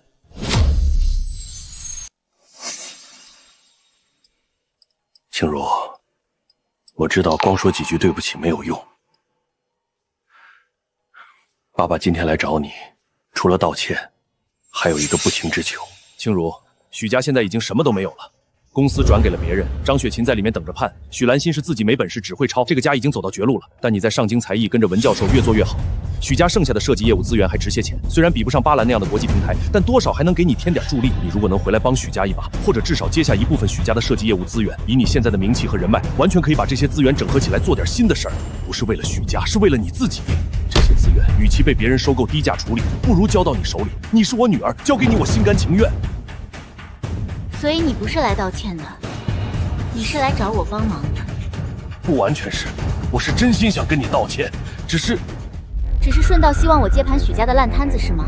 许正红，你为了求我帮忙，连跟我妈临终嘱托的话都搬出来了。你这些年在商场上用这套话术谈了几百个合作，今天拿来用在我身上，你是不是以为我也会跟那些合作商一样，被你说两句就点头签字？你今天可以让我帮你，那我问你几个问题。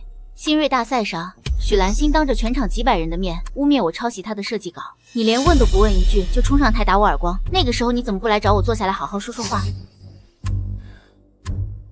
许兰心半夜钻进巴兰秀场，用剪刀把我的天光礼服剪得稀巴烂，第二天还敢坐在前排笑着等看我的笑话。张雪琪在后台威胁甄美丽，逼她罢演，他们母女俩联手要把我在国际秀台上踩进泥里。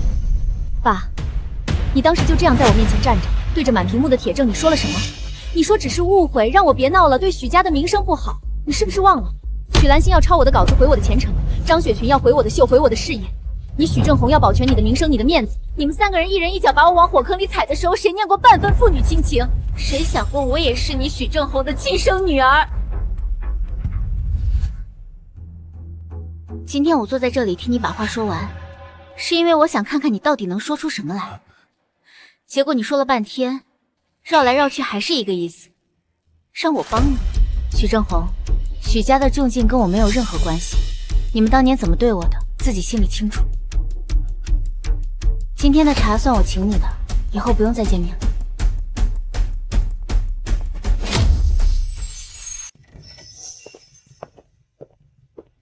静茹，你听我说完最后一句，我不是在打感情牌，我是真心的。许设计师，又见面了。巴兰大秀一别，终于又见面了。集团总部催我好几次了，让我尽快来见你。顾总，我和我女儿在谈事情，你突然闯进来打断，有没有点基本的社交礼仪？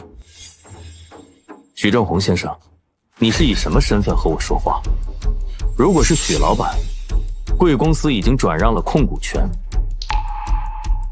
你现在应该为许氏找一个好的接盘手，而不是在这里打扰一位前途无量的设计师。如果是以许清如的父亲的身份，那你应该去巴兰秀场替他挡住那些下三滥的脏水，而不是现在他飞黄腾达了才来攀关系。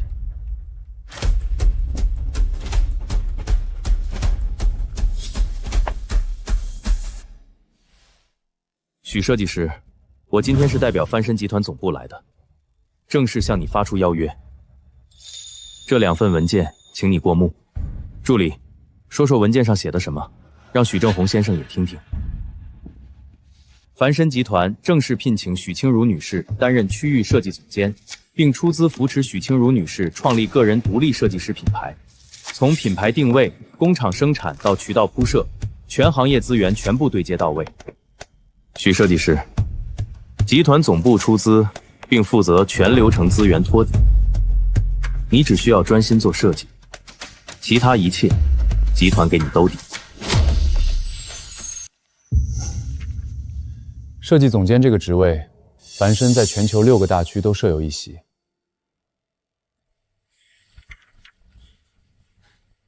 亚洲是新增设的第7个，设计方向由你全权决定，总部只提供资金和渠道，不对设计方案做任何干预。个人品牌这一块，凡身给你的是最高级别的新锐品牌扶持计划，品牌名你自己定，品牌风格你自己把控，凡身法国总部设计技术团队全程做你的技术支持，所有高端面料采购渠道全部开放给你。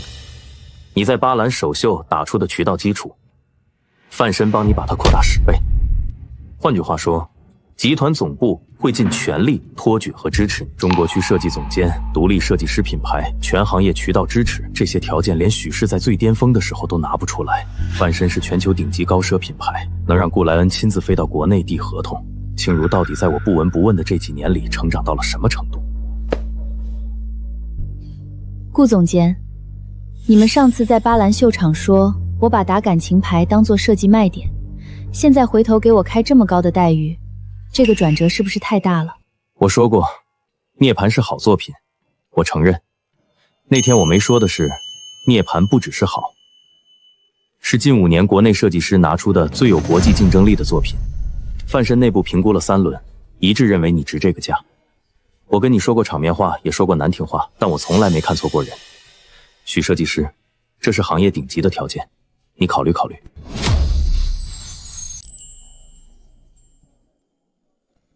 顾总监，我看完了，签约吧。欢迎加入凡申，你不会后悔今天的决定，我敢打包票。3年之内，你的个人品牌在全球奢侈品市场会有独立展厅。签订正式协议之后，总部会在1周内完成品牌注册和工作室选址。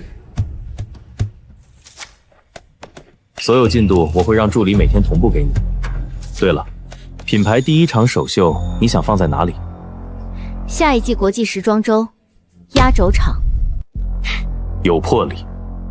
时装周压轴场可不是新人能拿到的时段，不过凡申有这个资源，我来搞定。你专心准备设计作品就行。我先去安排法务走合同程序。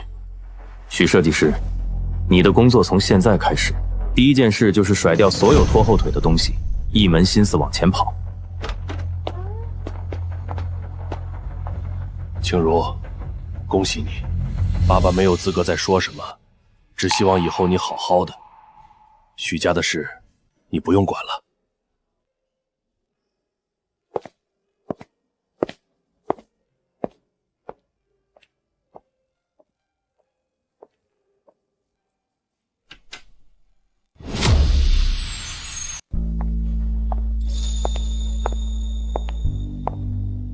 许清如，清如，老师当年在办公室跟你说的话还记得吗？我说你这孩子心里有东西，以后我们财大都未必装得下你。老师才说对了一半，不是财大装不下你，是全世界都得给你让路。老师，没有您在巴兰替我稳住场面，我连走上 T 台的机会都没有。这个工作室的墙上有一半挂的是您教我的东西。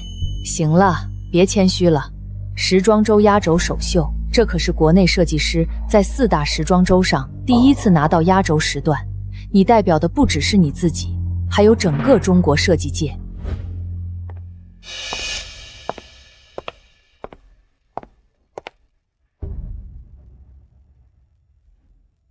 许总监，时装周组委会正式确认了，你的个人品牌首秀排在最后一天最后一场。压轴大秀，时长40分钟。组委会同时给了你独立展厅，展厅位置在主展馆1层正中心。之前的记录是给新锐品牌安排侧馆就算优待了，你是第一个在主馆正中心拿到独立展厅的设计师。模特呢？安排好了吗？你的老搭档林薇主动表示愿意再次穿上你的作品走压轴台。另外，真美丽也签了新的经纪公司，主动申请加入你的模特阵容，说要还当初欠你的情。好，通知所有团队，从今天开始，全员进入时装周备战状态。这一场秀，我要让全世界记住中国设计的名字。女士们、先生们，本届国际时装周的压轴大秀，来自中国新锐设计师许清如的个人独立品牌首展，秀场主题：归途。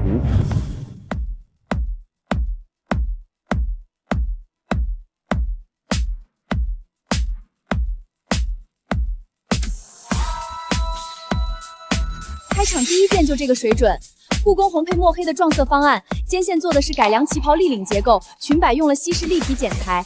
这两种风格撞在一起，居然这么和谐。你看第二件，那是用粗棉布做的，就是当年他做天光的同款布料，但这次加了渐变扎染工艺和新式提花织法，粗布做出了高定的质感。许清如是天才吧？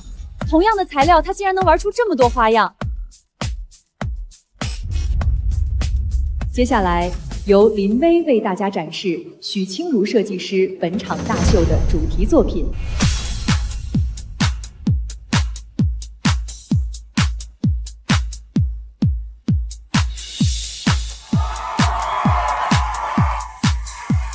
林总鱼，全手工，一件白裙用浅色丝线绣出了整只凤凰。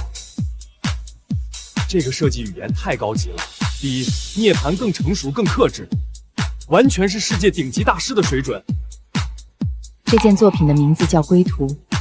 清如说，归途不是回到过去的地方，是带着一身伤疤走完了所有弯路，终于走到了真正属于自己的位置。女士们、先生们，许清如品牌首秀《归途》至此圆满落幕。感谢每一位观众的见证，今晚我们共同目睹了一个世界级设计力量的诞生。从一块粗棉布到一整场高定大秀，他走得比我预想的还要远，也站得比我预想的还要高。2年前，我第一次站在大赛的舞台上，用的是最廉价的粗棉布，做了一件叫天光的衣服。那时候我拼尽全力，只想证明我没有抄袭。而今天站在这里，我想的不再是证明什么，而是创造什么。好孩子，一路看着你这么走来，真是太不容易了。愿你往后的日子都能顺遂。天光之后有涅槃，涅槃之后有归途，每一件作品都是我走过的路。清如，我的女儿，你终于站在了全世界最大的舞台上。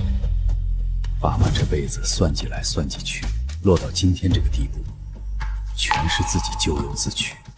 我没脸上前说恭喜，远远看着你就好。